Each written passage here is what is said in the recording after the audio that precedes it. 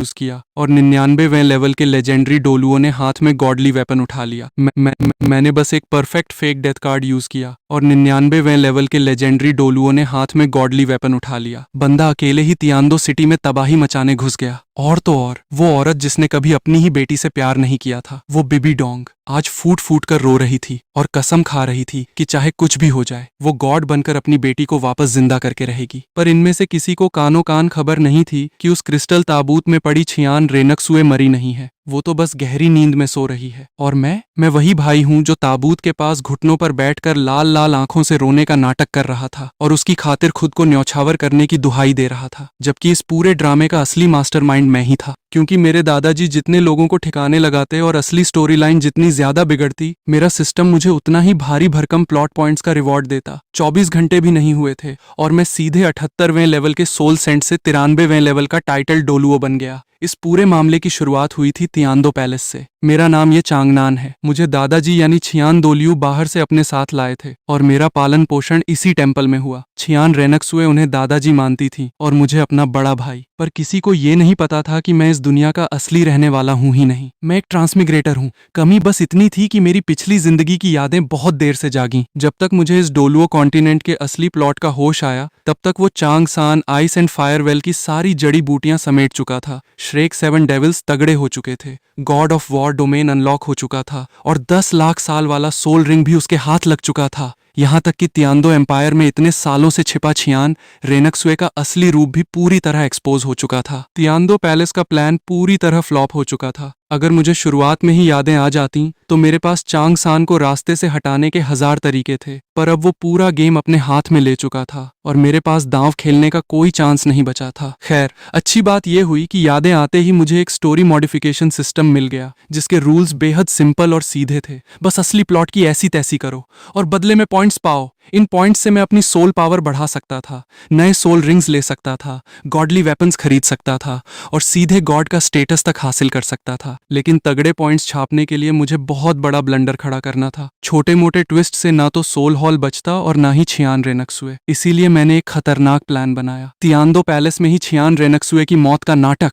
जाहिर है सच में मारना नहीं था। सिस्टम के वेलकम गिफ्ट में मुझे एक परफेक्ट डेथ कार्ड मिला था। इसे यूज करते ही सामने वाला अपने सारे लाइफ साइंस खो देता, न सांस, न धड़कन, न कोई सोल पावर। भाई, गॉड रेल्म के गॉड किंग्स भी आ जाते ना, तो वो भी पकड़ नहीं पाते कि ये नाटक है। फिर क्या, पैलेस का मिशन फेल होते ही मैंने सबकी आंखों के सामने छियान रेनक्सुए को अपनी बाहों में दम तोड़ते हुए दिखाया। उसके बाद उसकी बॉडी लेकर सीधे वापस सोल सिटी आ गया और जब वो बर्फ जैसी नीली क्रिस्टल ताबूत टेम्पल के अंदर लाई गई, मुझे समझ आ गया कि असली खेल तो अब शुरू हुआ है। दादाजी उस ताबूत से लिपटकर किसी लाचार, टूटे हुए बूढ़े की तरह रोए जा रहे थे। अरे, वो 99वें लेवल के लेजेंडरी डोलुओ हैं, एंजल गॉड के सबसे बड़े पुजारी हैं, पूरी दुनिया के टॉप लेवल सुरमा हैं। पर इस मोमेंट पर वो बस एक दादा थे जिन्होंने अपनी पोती को खो दिया था। उनका बेटा छियान शुंजी पहले ही मर चुका था और अब रेनक्सुए भी ताबूत में पड़ी थी। छियान फैमिली का चिराग बुझ चुका था और 10,000 साल पुरानी 6 विंग्ड एंजल की विरासत हमेशा के लिए खत्म होती दिख रही थी। मैं पास में घुटनों के बल बैठा था, आंखें रो रो कर लाल थीं।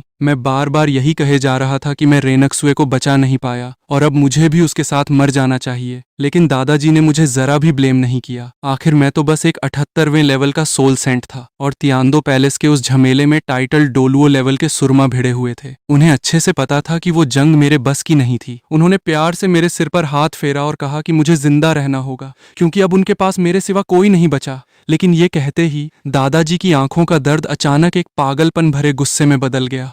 उनका बेटा चांग चेन के पोते के हाथों मारा गया था और अब उनकी पोती चांग चेन के परपोते चांग सान के हाथों चली गई। जिस डिसिप्लिन को उन्होंने पूरी जिंदगी माना, जिस उसूलों पर उन्हें नाज था, आज वो सब एक घटिया मजाक बनकर रह गए थे। उन्हें पछतावा हो रहा था कि उन्होंने दुश्मनों को जड़ से खत्म क्यों नहीं किया, उन बेवकूफाना वादों को क्यों निभाया। उन्होंने खुलेआम ऐलान कर दिया कि जिसने भी रेनक्सुए को नुकसान पहुंचाया है उसमें से एक भी जिंदा नहीं बचेगा। ठीक उसी वक्त टेम्पल के भारी दरवाजे खुले और बिबी डोंग अंदर आई। उसे अभी तक नहीं पता था कि छियान रेनक्सुए मर चुकी है। अंदर आते ही उसने ताना मारा कि टेम्पल ने 10 साल तक जो साजिश रची, आखिर में हाथ कुछ नहीं आया। अभी उसकी बात पूरी भी नहीं हुई थी कि दादाजी का भयानक प्रेशर सीधे उस पर जा गिरा। दादाजी ने उसकी तरफ देखा और ठंडे लहजे में बस एक बात कही, उस वक्त मुझे तुझे जान से मार देना चाहिए था। अगर बिबी डोंग ने बचपन से रेनक्सुए से नफरत न की होती, उसे अपनी जिंदगी का कलंक न माना होता, तो रेनक्सुए खुद को साबित करने के लिए तियांदो एम्पायर में अपनी जान दांव पर क्यों लगाती? और अगर बिबी डोंग ने जल्दबाजी में अपना प्लान शुरू करके हलचल न मचाई होती, तो तियांदो का सीक्रेट पहले ही एक्सपोज क्यों होता? तो दादाजी की नजर में चांग सान तो कातिल था ही, पर बिबी डोंग भी उतनी ही गुनहगार थी। तभी बिबी डोंग की नजर हॉल के बीचों बीच रखे उस क्रिस्टल ताबूत पर पड़ी,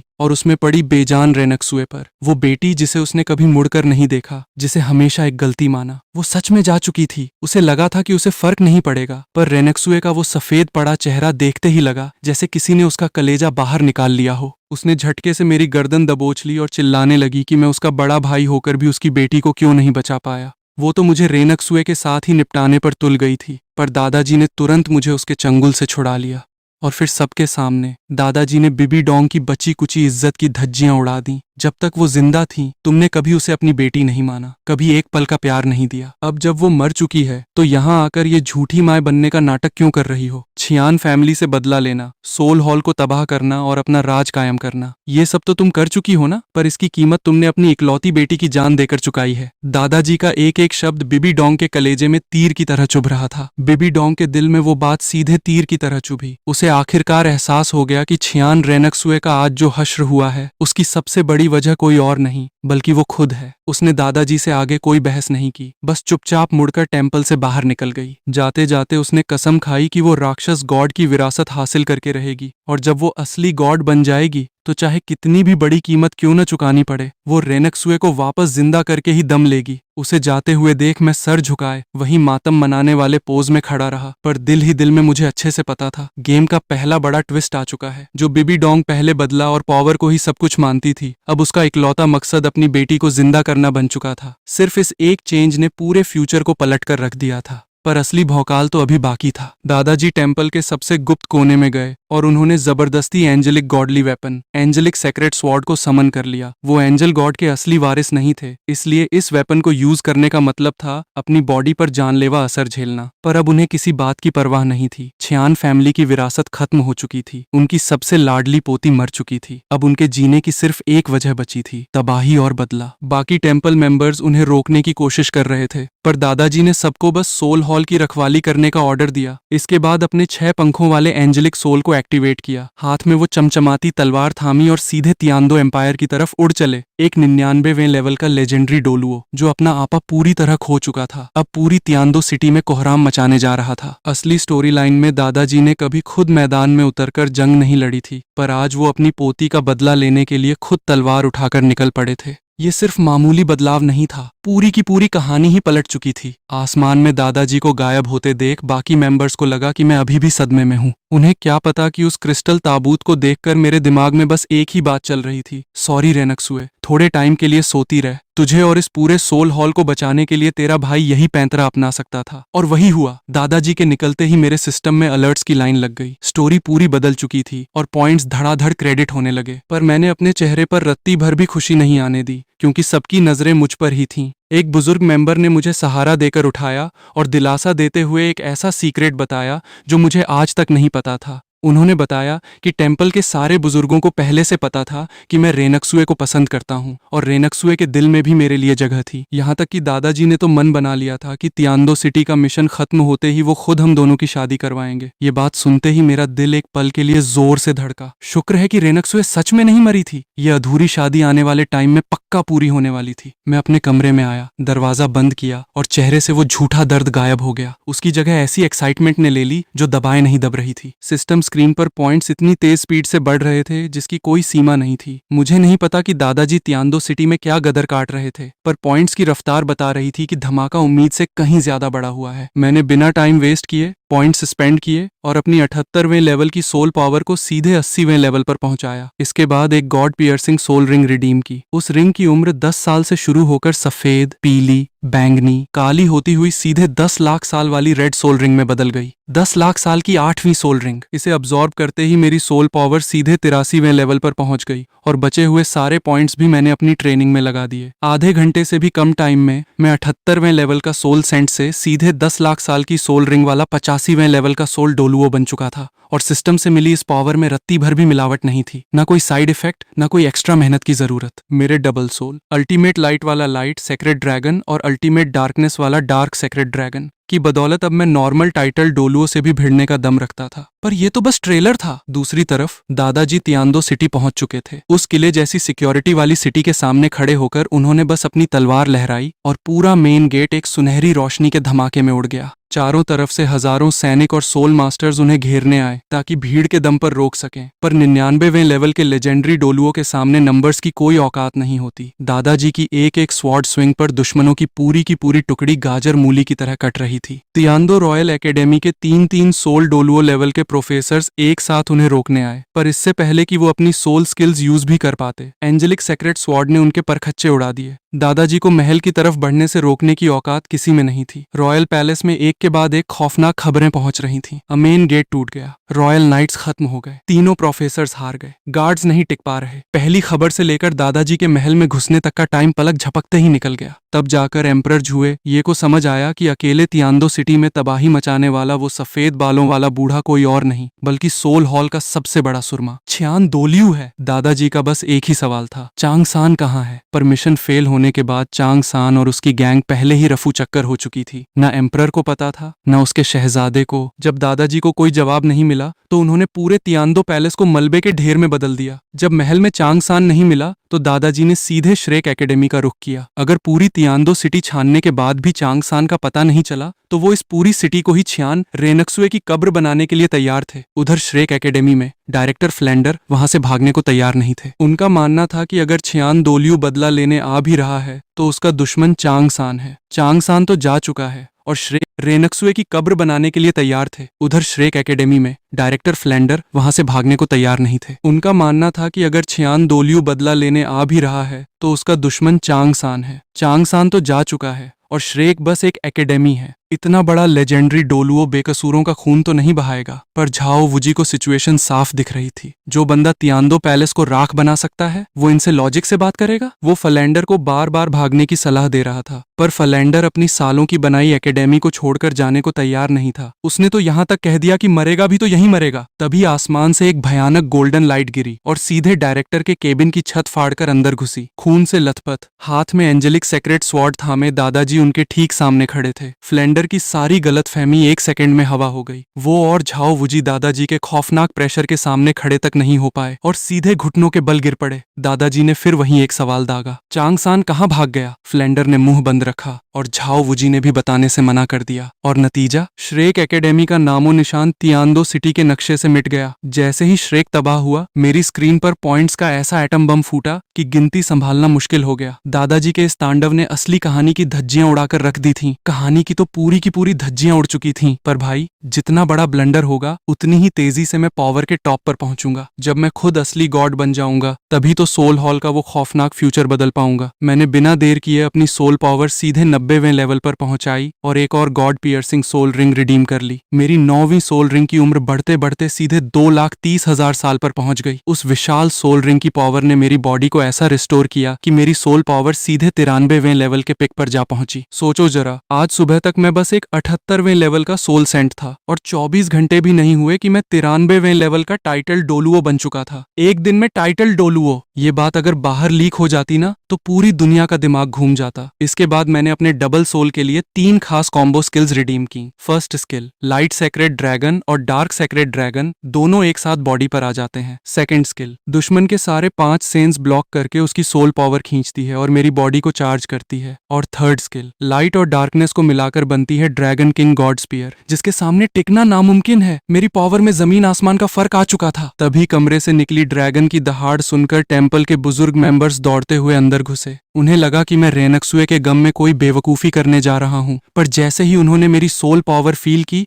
सबके तोते उड़ गए। सबको अच्छे से याद था कि जब मैं वापस आया था तो सिर्फ 78वें लेवल पर था। एक दिन में 93 का टाइटल डोलुओ बनना लॉजिक से बिल्कुल बाहर था। अब मैं उन्हें सिस्टम का सीक्रेट तो बता नहीं सकता था, तो मैंने तुरंत फिर से वही दुखी चेहरा बना लिया। मैंने रोते हुए उनसे कहा, कमरे में आने के बाद से मैं बस यही पछतावा कर रहा था कि काश पैलेस में मेरे पास थोड़ी और पावर होती। काश मैं तब टाइटल डोलुओ होता तो रेनक्सुए मेरी बाहों में दम न तोड़ती। शायद मेरे इसी पागलपन और जिद को देखकर किसी ऊपर वाले गॉड की नजर मुझ पर पड़ गई। मेरी चेतना एक सीक्रेट स्पेस में गई जहां मुझे एक गॉड का ट्रायल मिला, और ये पावर उसी ट्रायल का रिवॉर्ड है। उन्होंने ये भी कहा है कि सारे ट्रायल्स पूरे करके गॉड बनते ही मेरे पास रेनक्सुए को वापस जिंदा करने की पावर होगी। ये सुनते ही सारे बुजुर्गों की आंखें भर आईं। रेनक्सुए जिंदा हो सकती थी और मुझे एक गॉड की विरासत मिल चुकी थी। इसका मतलब था कि सोल हॉल की उम्मीद अभी मरी नहीं थी। मैंने उनके सामने कसम खाई कि मैं सारे ट्रायल्स पूरे करके असली गॉड बनूंगा, और जिस दिन मैं गॉड बनूंगा उसी दिन रेनक्सुए की आंखें खुलेंगी। और हाँ,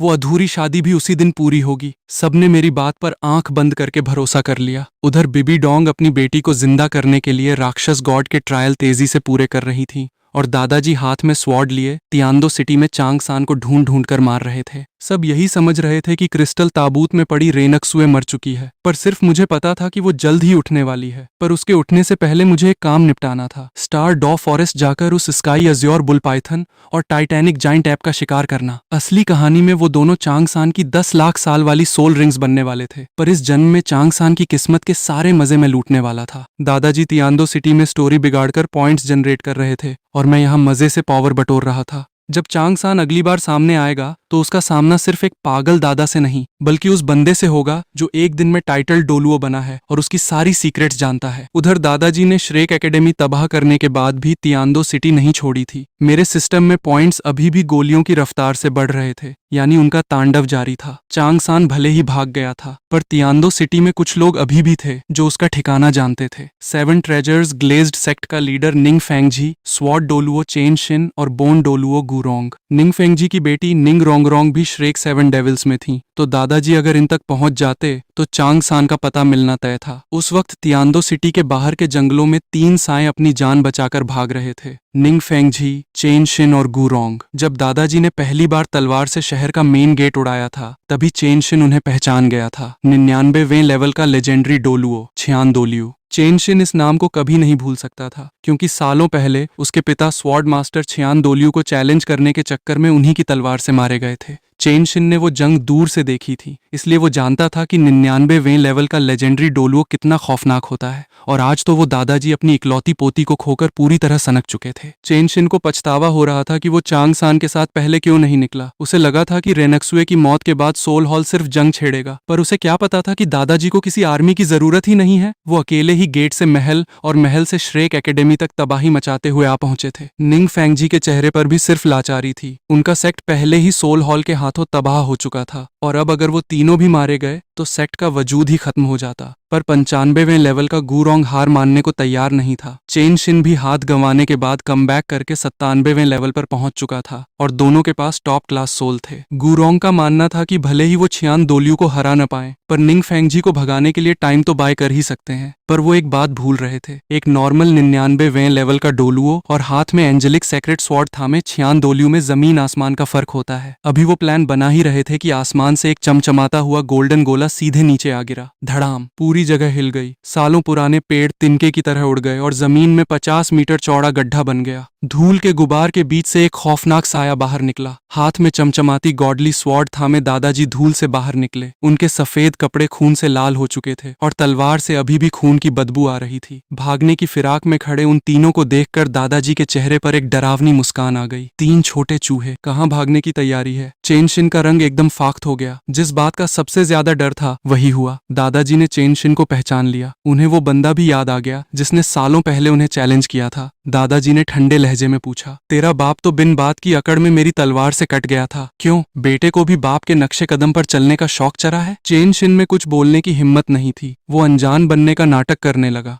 पर दादाजी के पास इन फालतू ड्रामों के लिए टाइम नहीं था। उन्होंने साफ साफ बता दिया कि उनकी पोती छियान रेनक्सुए तियांदो सिटी में मारी गई है और मारने वाला चांगसान है, जिसका सीधा कनेक्शन 7 ट्रेजर्स ग्लेज्ड सेक्ट से है। फिर दादाजी ने बड़े कैजुअल अंदाज में बताया कि वो रास्ते में क्या क्या करके आ रहे हैं। तियांदो के राजा को चांगसान का पता नहीं था तो पैलेस उड़ा दिया। श्रेक एकेडमी के डायरेक्टर ने मुंह नहीं खोला तो एकेडमी साफ कर दी। अब तुम्हारी बारी है। चांगसान कहाँ छुपा है बताओ और चुपचाप अपनी जान बचाकर निकलो। ये सुनते ही निंग फेंगजी का दिमाग चलने लगा। वो जानता था कि उन तीनों के बस की दादाजी को हराना नहीं है। चेन, शिन और गुरोंग जान भी लगा देते तब भी ज्यादा देर नहीं टिक पाते। ऐसे में चांगसान की लोकेशन बताकर अपनी जान बचाना ही समझदारी थी। बस उसे एक ही फिक्र थी, उसकी बेटी निंग रोंगरोंग भी चांगसान के साथ थी। वो चांगसान को तो बेच सकता था पर अपनी बेटी को बलि चढ़ते नहीं देख सकता था। निंग फेंगजी ने तुरंत शर्त रखी, मैं चांगसान का ठिकाना बताने को तैयार हूँ, पर शर्त यह है कि आपको मेरी बेटी निंग रोंगरोंग को छोड़ना होगा। रेनक्सुए की मौत में उसका कोई हाथ नहीं है। दादाजी ने बिना सोचे हाँ कर दी। मुझे बस अपनी पोती के कातिल से मतलब है, मैं किसी छोटी बच्ची पर हाथ नहीं उठाता। शर्त पक्की होते ही निंग फेंगजी ने उगल दिया, सी गॉड आइलैंड। चांगसान, मास्टर यू और बाकी पूरी गैंग इस कॉन्टिनेंट से भागकर समंदर के गहरे सी गॉड आइलैंड पर शरण लेने चले गए हैं। सी गॉड आइलैंड नाम सुनते ही दादाजी जोर जोर से हंसने लगे। हंसी इतनी भयानक थी कि जंगल कांप उठा।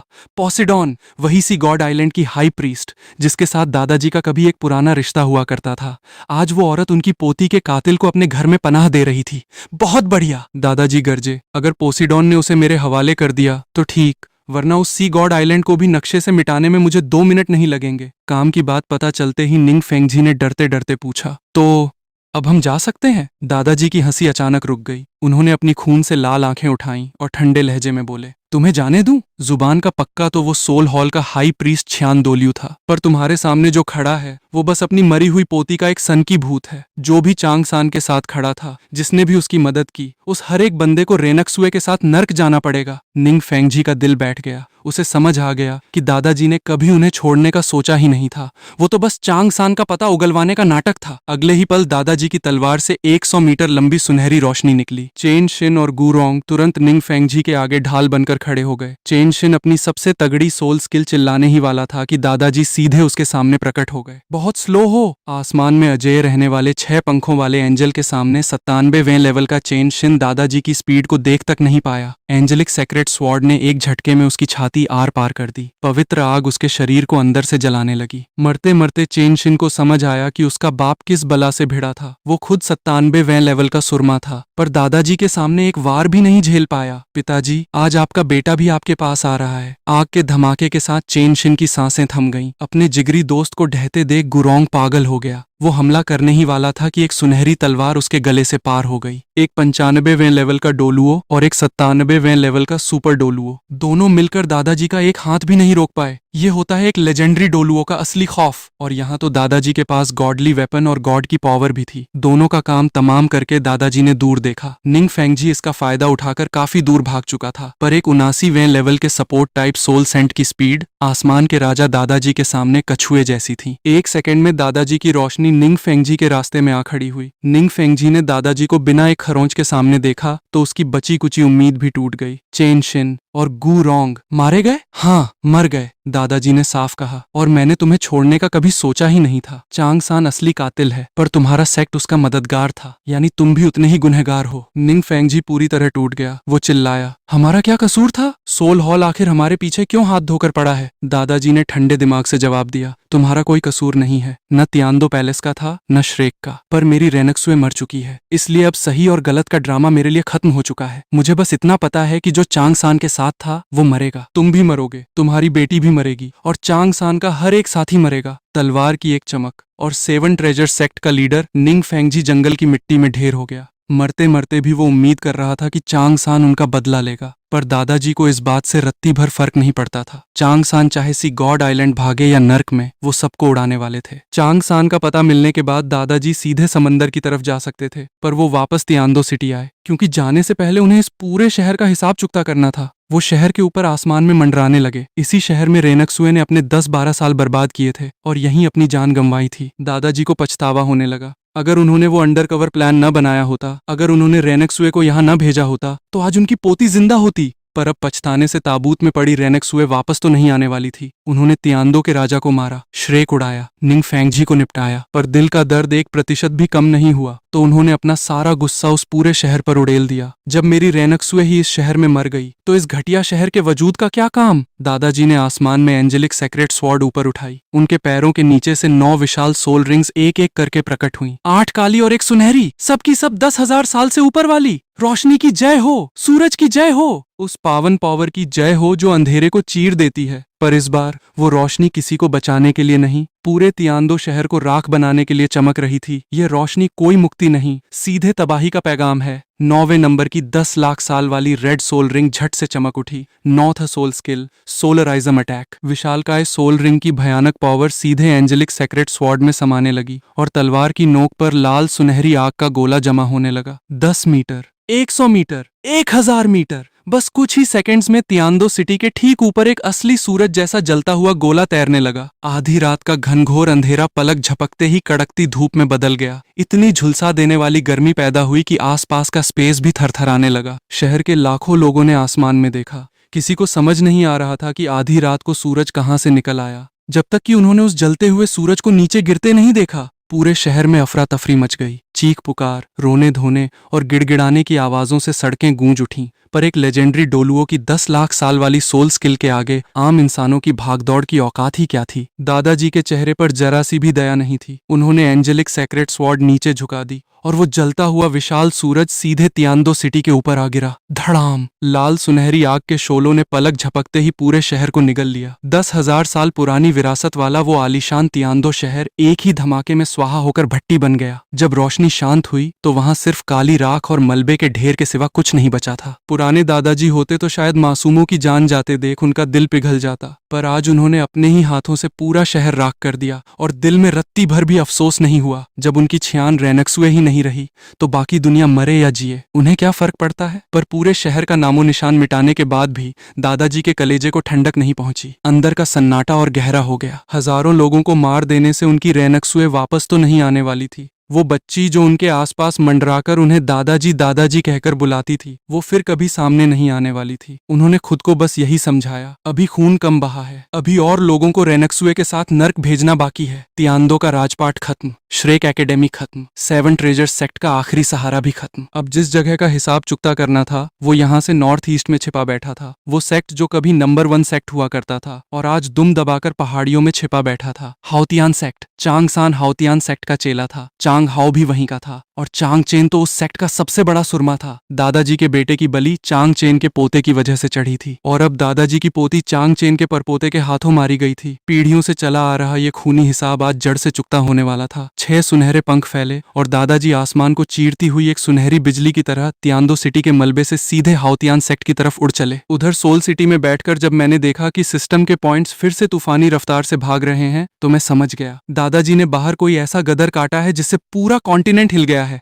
पर यह तो बस शुरुआत थी, क्योंकि जैसे ही वो हाउतियान सेक्ट में कदम रखेंगे चांगसान का बचा कुचा आखिरी जमीनी सहारा भी राख में मिल जाएगा। तियांदो सिटी को एक ही झटके में भस्म करने के बाद दादाजी ने जरा भी सांस नहीं ली। वो सीधे समंदर पार सी गॉड आइलैंड नहीं गए, क्योंकि चांगसान के खानदान से 3 पीढ़ियों पुराना हिसाब बराबर करना बाकी था। सालों पहले चांग चेन और दादाजी को दुनिया के 3 सबसे बड़े लेजेंडरी डोलुओं में गिना जाता था। दोनों एक दूसरे की इज्जत करते थे, भाईचारे जैसा रिश्ता था। पर चांग चेन के पोते चांग हाओ की वजह से दादाजी का इकलौता बेटा छियान शुंजी मारा गया और अब चांग चेन के परपोते चांग सान ने छियान रेनक्सुए की जान ले ली थी। कम से कम दादाजी को तो यही लग रहा था कि क्रिस्टल ताबूत में पड़ी पोती मर चुकी है। बाप को चांग हाओ निगल गया, पोती को चांग सान ले डूबा। चांग फैमिली ने छियान फैमिली का चिराग ही बुझा दिया था। दादाजी इस दर्द को कैसे भूल जाते। जब चांग चेन गॉड बनने का जरिया ढूंढने सेक्ट छोड़कर निकल रहा था तो उसने दादाजी से एक वादा लिया था, जब तक तुम जिंदा हो, चाहे मैं वापस आऊं या ना आऊं, तुम हाउतियान सेक्ट की विरासत को पूरी तरह खत्म नहीं करोगे। दादाजी ने इतने सालों तक उस वादे की कसम निभाई थी। चांग हाओ की वजह से बेटा खोने के बाद भी दादाजी के पास इतनी पावर थी कि वो पूरे हाउतियान सेक्ट को मसल देते, पर उन्होंने सबको माफ करके बस उन्हें पहाड़ों में छिपकर सील होने की छूट दी थी। पर आज दादाजी को समझ आ गया था कि उनका वो वादा एक घटिया मजाक बनकर रह गया। उन्होंने चांग हाओ को छोड़ा, सेक्ट को बख्श दिया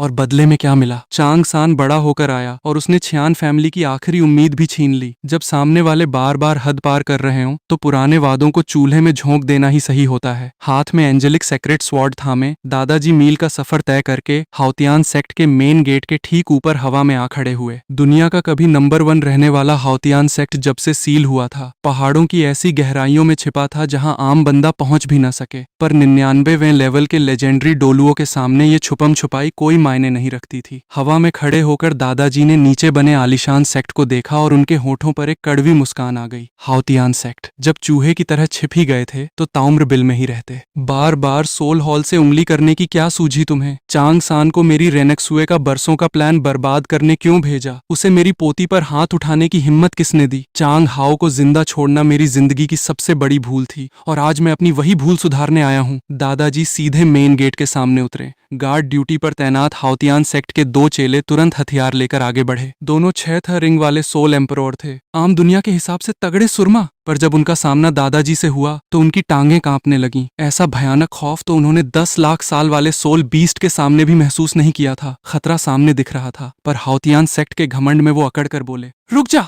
आगे बढ़ने की हिम्मत मत करना, ये हाउतियान सेक्ट की सरजमीन है। दादाजी ने उनकी बात सुनी, एक ठंडी सांस भरी और बोले, हाउतियान सेक्ट, आज से इस नाम का वजूद ही खत्म है। दोनों गार्ड्स ने तुरंत अपने हाउतियान हैमर समन किए और एक साथ हमला करने के लिए आगे बढ़े। पर अभी उनकी सोल पावर पूरी तरह बाहर भी नहीं आई थी कि दादाजी की तलवार की एक सुनहरी चमक उनके सामने से गुजर गई। दोनों 6 रिंग वाले सोल एम्परर बिना एक वार किए वहीं ढेर हो गए। गार्ड्स को रास्ते से हटाते ही दादाजी ने अपनी पूरी की पूरी 99वें लेवल की लेजेंडरी डोलुओ वाली पावर रिलीज कर दी। बूम! हजारों सालों से शांत पड़ा, ज्वालामुखी जैसे अचानक फट पड़ा हो। हाउतियान सेक्ट के मेन गेट के सामने धरती फट गई। आलीशान महल थरथरा उठे और पूरी पहाड़ी की नस नस कांप गई। सेक्ट के नॉर्मल चेले खड़े तक नहीं हो पा रहे थे, सब घुटनों के बल नीचे गिर गए। जिनकी पावर कम थी वो तो उस खौफनाक दबाव से ही खून की उल्टी करने लगे। इतना भयानक बवंडर देखकर सेक्ट के सारे बड़े सुरमा दहल उठे। सेक्ट मास्टर चांग शियाओ अपने 6 टाइटल डोलुओ एल्डर्स को साथ लेकर भागता हुआ मेन गेट की तरफ आया। 7 टाइटल डोलुओ, ये हाउतियान सेक्ट की वो आखिरी और सबसे तगड़ी आर्मी थी जो उनके पास बची थी। और चांग शियाओ खुद 97वें लेवल का सुपर डोलुओ था, जो पूरी दुनिया में उंगलियों पर गिने जाने वाले सुरमाओं में आता है। वो सब गुस्से में तिल मिलाते हुए आए थे। उन्हें लगा कि सेक्ट सील होने का फायदा उठाकर कोई ऐरा गहरा नंबर 1 सेक्ट की अकड़ ढीली करने आ गया है। पर जैसे ही चांग शियाओ की नजर दादाजी पर पड़ी, उसका सारा गुस्सा बर्फ की तरह जम गया। छियान दोलियू, वही बंदा जो उनके दादा चांग चेन का जिगरी दोस्त था, आसमान का बेताज बादशाह, 99वें लेवल का लेजेंडरी डोलुओ, आज खुद उनके दरवाजे पर खड़ा था। पर सबसे ज्यादा डराने वाली बात यह थी कि दादाजी के सफेद कपड़े खून से लथपथ थे और हाथ में थमी एंजेलिक सेक्रेट स्वॉर्ड से टप टप खून गिर रहा था। उनके अंदर से कोई गॉडली शांति नहीं, बल्कि दम घोंटने वाली खौफनाक कातिलाना सनक निकल रही थी। हाउतियान सेक्ट के सबसे बड़े एल्डर ने तुरंत पुराने दिनों का पासा फेंका। उसने चांग चेन और दादाजी के बीच का वादा याद दिलाते हुए कहा, चांग चेन, दादाजी जिंदा हो या मर चुके हों, आप सोल हॉल वाले हाउतियान सेक्ट की विरासत मिटाने की कसम नहीं तोड़ सकते। दादाजी ने ठंडी सांस भरी और माना, हाँ, वो वादा था और मैंने दशकों तक उसे निभाया भी। पर मैंने वादा निभाया और तुम लोगों ने मुझे बदले में क्या दिया? चांग हाओ ने मेरे बेटे छियान शुंजी को मार डाला और अब चांग सान ने मेरी पोती छियान रेनक्सुए की बलि ले ली। तुम हाउतियान सेक्ट वाले बार बार सोल हॉल से भिड़ते हो और बार बार मेरे अपनों को मुझसे छीन लेते हो। ये सुनकर चांग शियाओ को गुस्सा आ गया। वो अकड़ कर बोला, गलती पहले सोल हॉल की थी। तुमने चांग हाओ और 10 लाख साल वाली ब्लू एम्परर ग्रास पर हमला किया था। हम तो विक्टिम हैं। और रही बात आपके बेटे की, उसने 10 लाख साल की सोल रिंग पाने के चक्कर में अपनी जान गंवाई थी। और रही बात चुकता करने की, चांग शियाओ चिल्लाया, हमने अपना सेक्ट सील कर लिया, चारों अलाइड सेक्ट्स का साथ छोड़ दिया, अपनी सालों की इज्जत मिटा दी। क्या ये सब पुराना हिसाब बराबर करने के लिए काफी नहीं था? दादाजी अचानक जोर जोर से हंसने लगे। हंसी रुकते ही उन्होंने ठंडे लहजे में कहा, तुम गलत फहमी में हो चांग शियाओ। मैं यहाँ अपने बेटे का पुराना हिसाब बराबर करने नहीं आया हूँ। वो पन्ना मैं बरसों पहले बंद कर चुका था। आज मैं यहाँ नई खूनी उधारी वसूलने आया हूँ, अपनी पोती के खून का बदला। छियान रेनक्सुए मर चुकी है। ये शब्द सुनते ही चांग शियाओ और छो एल्डर्स के पैर तले जमीन खिसक गई। छियान शुंजी पहले ही मर चुका था और छियान रेनक्सुए छियान फैमिली की आखिरी वारिस थी। अब वो भी चली गई, यानी 10,000 साल पुरानी 6 विंग्ड एंजल की पूरी नस्ल ही खत्म हो गई। एक ऐसा 99वें लेवल का लेजेंडरी डोलुओ जिसने पहले अपना बेटा खोया, फिर अपनी इकलौती लाडली पोती खो दी, और जिसके पास अब खोने को कुछ भी नहीं बचा। वो बंदा किस हद तक तबाही मचा सकता है, इसका अंदाजा लगाना भी नामुमकिन था। बड़ा एल्डर घबराकर सफाई देने लगा। हम तो बरसों से पहाड़ों में सील हैं, हमारे किसी चेले ने बाहर कदम तक नहीं रखा। छियान रेनेक्सुए की मौत से हाउतियान सेक्ट का दूर दूर तक कोई लेना देना नहीं है। दादाजी ने कोई बहस नहीं की, उन्होंने बस एक सीधा सवाल दागा, चांग सान, क्या वो हाउतियान सेक्ट का बंदा है? चांग शियाओ ने बिना सोचे समझे तुरंत छाती ठोक कर कह दिया, हाँ, चांग सान हमारे हाउतियान सेक्ट का असली वारिस है। ये सुनते ही बड़े एल्डर का कलेजा मुंह को आ गया। वो मन ही मन अपनी किस्मत को कोसने लगा। जब एक 99वें लेवल का सन की राक्षस हाथ में खून से सनी तलवार लेकर चांग सान का नाम पूछ रहा है, तो कोई बेवकूफ ही होगा जो सीना ठोक कर रिश्ता कबूलेगा। चांग शियाओ ने खुद अपने हाथों से सेक्ट का कफन सिल दिया था। दादाजी के चेहरे पर एक खौफनाक मुस्कान आ गई। मतलब निशाना बिल्कुल सही लगा है, मेरी रेनेक्सुए चांग सान के हाथों ही मारी गई है। मैं यहाँ कोई लॉजिक सुनने या सबूत ढूंढने नहीं आया हूँ, मैं बस अपनी पोती के कातिल के खानदान को मिटाने आया हूँ। पर असली मजाक तो ये था कि चांग सान बाहर इतना बड़ा कांड करके छियान दोलियू जैसे राक्षस को हाउतियान सेक्ट के दरवाजे पर छोड़कर खुद अपने बाप चांग हाओ के साथ मजे से समंदर पार सी गॉड आइलैंड भाग चुका था। उसने सेक्ट को एक मैसेज तक नहीं भेजा था कि बाहर क्या रायता फैला आया है। ये बात समझते ही सातों एल्डर्स का रंग पीला पड़ गया। सालों पहले बाप चांग हाओ ने सोल हॉल से पंगा लिया तो पूरे सेक्ट को पहाड़ों में छुपकर दर दर की ठोकरें खानी पड़ी। अब बेटे चांग सान ने उससे भी बड़ा कांड कर दिया। सोल हॉल के सबसे बड़े सुरमा की इकलौती पोती को ही निपटा दिया। छियान दोलियू का पूरा खानदान साफ कर दिया और खुद पापा का हाथ पकड़कर सी गॉड आइलैंड रफू चक्कर हो गया। हाउतियान सेक्ट को खबर तक नहीं थी कि चांगसान बाहर क्या गुल खिला रहा है, और यहाँ 99वें लेवल का सन की लेजेंडरी डोलुओ उनकी गर्दन पर तलवार रखे खड़ा था। चांग शियाओ मन ही मन चांगसान को गालियां दे रहा था। कमीने चांगसान, बाहर क्या रायता फैलाकर आया है तू? छियान दोलियू की पोती को मारने की क्या जरूरत थी? और जब इतने बड़े राक्षस से पंगा ले ही लिया था तो सेक्ट को एक वार्निंग तो दे देता। पहले बाप पूरे सेक्ट को ले डूबा, अब बेटा पूरी नस्ल मिटाने आया है। बाकी एल्डर्स तो खुलेआम चांग हाओ और चांग सान को सेक्ट का अपनौती घोषित कर रहे थे। बाप ने सेक्ट को सील करवाया, बेटे ने सेक्ट के नाम का कफन बांध दिया, खुद कांड करके भाग गए और पूरे सेक्ट को बलि चढ़ाने के लिए छोड़ दिया। अगर आज वो जिंदा बच जाते तो सबसे पहले चांग हाओ और चांग सान की चमड़ी उधेड़ते। पर उन्हें भी पता था कि आज यहाँ से जिंदा बचना नामुमकिन था। दादाजी साफ कह चुके थे कि जो वादा उन्होंने दशकों तक निभाया वो आज खत्म हो चुका है। उनका बेटा मर गया, उनकी सबसे लाडली पोती मर गई, एंजल गॉड का वारिस खत्म हो गया। अब उनके इस घटिया दुनिया में जीने की सिर्फ एक ही वजह बची थी, तबाही, बदला। चांग शियाओ ने आखिरकार फालतू की दलीलें देना छोड़ दिया और उसने बाकी 6 एल्डर्स को तुरंत हाउतियान फॉर्मेशन बनाने का ऑर्डर दिया। 7 टाइटल डोलुओं ने एक साथ अपने अपने हाउतियान हैमर समन किए। 7 विशाल हथौड़े आसमान में चमक उठे। चांग शियाओ इस फॉर्मेशन के सेंटर में खड़ा हुआ और अपनी 97वें लेवल के सुपर डोलुओं की पूरी पावर बिना किसी हिचकिचाहट के बाहर उड़ेल दी। बाकी 6 एल्डर्स ने अपने अपने स्पॉट संभाले और अपनी पूरी ताकत चांग शियाओ के अंदर ट्रांसफर करने लगे। हाउतियान फॉर्मेशन हाउतियान सेक्ट का सबसे तगड़ा ब्रह्मास्त्र था। यह कई हथौड़ाधारियों की पावर को कई गुना बढ़ाकर एक साथ किसी पर भी दाग सकता था। उनके हिसाब से छियान दोलियू भले ही 99वें लेवल पर क्यों न हो, आखिर हैं तो इंसान ही। अगर सातों सुरमा फॉर्मेशन के साथ हमला करेंगे तो दादाजी को हार न भी सही, भारी नुकसान तो झेलना ही पड़ेगा।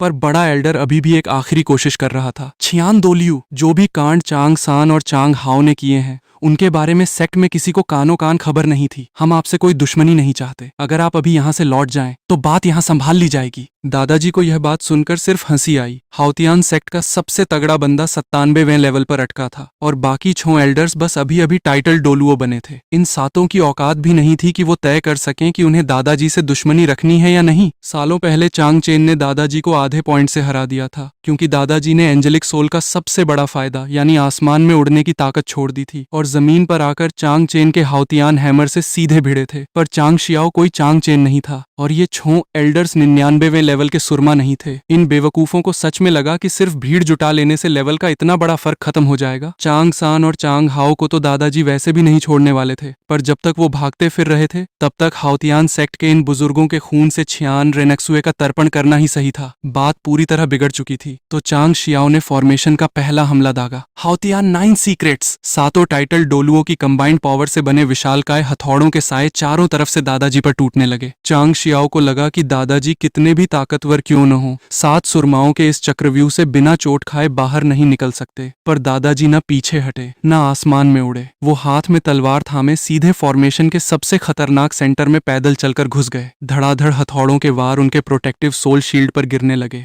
पर उससे दादाजी के कवच पर एक छोटी सी खरोंच तक नहीं आई। बस इतना ही? इसी के दम पर मेरी चमड़ी उधेड़ने का सपना देख रहे थे? दादाजी का ठहाका गूंज उठा। तुम बेवकूफों को लेजेंडरी डोलुओ शब्द का असली मतलब ही नहीं पता, और यह तो तुम्हें अंदाजा भी नहीं है कि एंजल गॉड के 8 ट्रायल्स पूरे करके उनके गॉडली वेपन को संभालने वाला बंदा किस लेवल पर खड़ा होता है। चांग शियाओ का दिमाग सुन्न हो गया। उसने तुरंत हमले का पैटर्न बदला और अनगिनत हथौड़ों के प्रहार से दादाजी के आसपास का पूरा स्पेस सील कर दिया। उसे लगा दादाजी ओवर कॉन्फिडेंस में चक्रव्यूह में घुसे हैं, पर उसे क्या पता था कि दादाजी बस उन्हें औकात दिखाने आए थे। Angelic sword skill flash! दादाजी की बॉडी 1 सेकंड में हवा में गायब हो गई। अगले ही पल वो सीधे बड़े एल्डर की पीठ के पीछे खड़े थे। एंजेलिक सेक्रेट स्वॉर्ड बड़े एल्डर के सीने को चीरती हुई आर पार हो गई। बड़ा एल्डर समझ ही नहीं पाया कि दादाजी हथौड़ों के उस जाले को पार करके पीछे कैसे आए कि गॉडली फायर ने उसकी बॉडी को अंदर से भस्म कर दिया। पहला गया। दादाजी ने तलवार बाहर खींची और सीधे जमीन में गाड़ दी। Angelic sword skill radiance! एक खौफनाक और अंधा कर देने वाला सुनहरा धमाका फॉर्मेशन के बीचों बीच हुआ, जैसे कोई सूरज जमीन पर ही फट पड़ा हो। झुलसा देने वाली गर्मी और तेज तलवार की धार एक साथ चारों तरफ फैली। सबसे पास खड़े 2 एल्डर्स के पलक झपकते ही चिथड़े उड़ गए। दूसरा और तीसरा भी गया। तलवार की नोक से निकली सुनहरी बीम सीधे फॉर्मेशन के सेंटर में खड़े चांग शियाओ से जा टकराई। चांग शियाओ ने अपना हाउतियान हैमर आगे करके पूरी ताकत से ब्लॉक करने की कोशिश की, पर उस रोशनी के सामने उसकी पावर तिनके जैसी साबित हुई। बूम!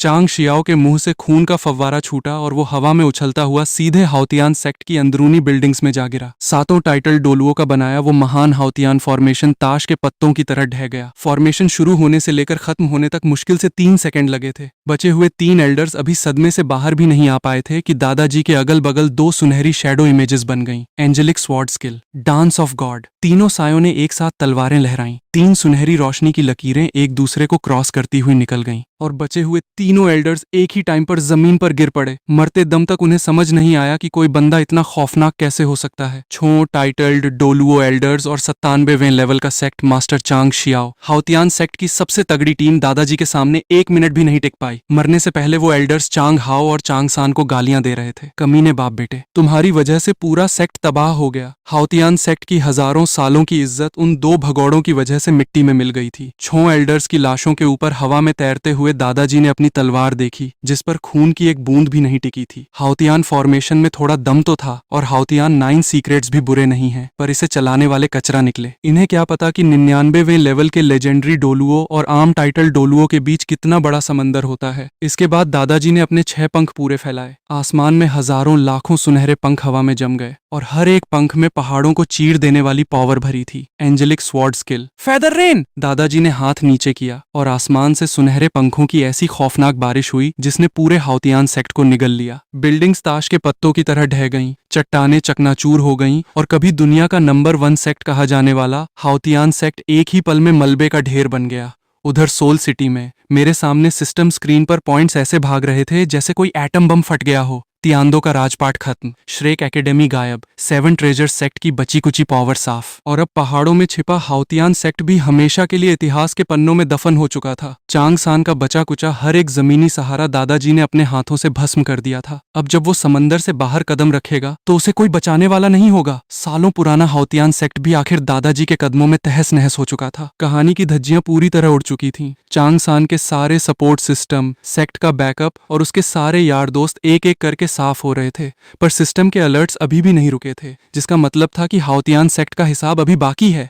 6 टाइटल्ड एल्डर्स मारे जा चुके थे और चांग शियाओ बुरी तरह जख्मी था, पर वो अभी मरा नहीं था। दादाजी सिर्फ इमारतें गिराने थोड़े आए थे, वो चांग शियाओ को अपनी आंखों से ये दिखाने आए थे कि चांग हाओ और चांग सान ने अपने ही सेक्ट पर कितनी बड़ी तबाही बुलाई है। बाकी बचे कुचे चेले जान की भीख मांगने लगे। कोई गिड़गिड़ाने लगा कि उन्हें सोल हॉल में शामिल कर लो, तो कोई पैर पकड़कर रोने लगा। पर दादाजी यहाँ किसी को हायर करने नहीं, सबका हिसाब चुकता करने आए थे। जब उन्होंने तियांदो पैलेस और पूरी सिटी को नहीं छोड़ा तो इन गद्दारों को कैसे छोड़ते। कुछ पागलों ने जख्मी हालत में भी हथौड़े उठाकर हमला करना चाहा, पर 99वें लेवल के लेजेंडरी डोलुओं के सामने उनकी औकात एक मच्छर जितनी भी नहीं थी। दादाजी की एक तलवार ने सबको हमेशा के लिए शांत कर दिया और कुछ ही देर में पूरा हाउतियान सेक्ट शमशान बन चुका था। आखिर में दादाजी उस जख्मी चांग शियाओ के सामने पहुंचे जो पत्थरों के सहारे अपनी आखिरी सांसें गिन रहा था। दादाजी ने ठंडे लहजे में कहा, चांग सान ने मेरी रेनक्सुए को मारा और मैंने तुम्हारा हाउतियान सेक्ट मिटा दिया। हिसाब बिल्कुल बराबर है। पर चांग शियाओ हंस पड़ा। खून से लथपथ वो सेक्ट मास्टर अपनी आखिरी सांसों में भी दादाजी के कलेजे पर खंजर घोंप रहा था। हाँ, हम हार गए, पर क्या हमारे हथौड़े की विरासत हमेशा के लिए खत्म हो जाएगी? हाउतियान सेक्ट कल फिर खड़ा हो जाएगा। पर सोल हॉल का क्या? चांग हाओ ने तुम्हारा बेटा छीना, चांग सान तुम्हारी पोती ले गया। सोल हॉल भले ही खड़ा रहे, पर छियान फैमिली का नाम लेने वाला कोई नहीं बचा। तुम आज पूरी दुनिया को उजाड़ दो, सबको मौत के घाट उतार दो। क्या तुम्हारी मरी हुई पोती वापस आ जाएगी? क्या छियान खानदान का खून कभी वापस लौटेगा? नहीं, तुम आज भी एक अकेले लाचार बूढ़े ही हो। चांग शियाओ ने अपनी आखिरी हद पार करते हुए यहाँ तक कह दिया, अगर तुम्हें अपनी नस्ल खत्म होने का इतना ही गम है तो मरने से पहले किसी और के साथ बच्चा पैदा क्यों नहीं कर लेते? ये घटिया बात सुनते ही दादाजी का आखिरी बचा कुचा आपा भी खो गया। बकवास बंद कर।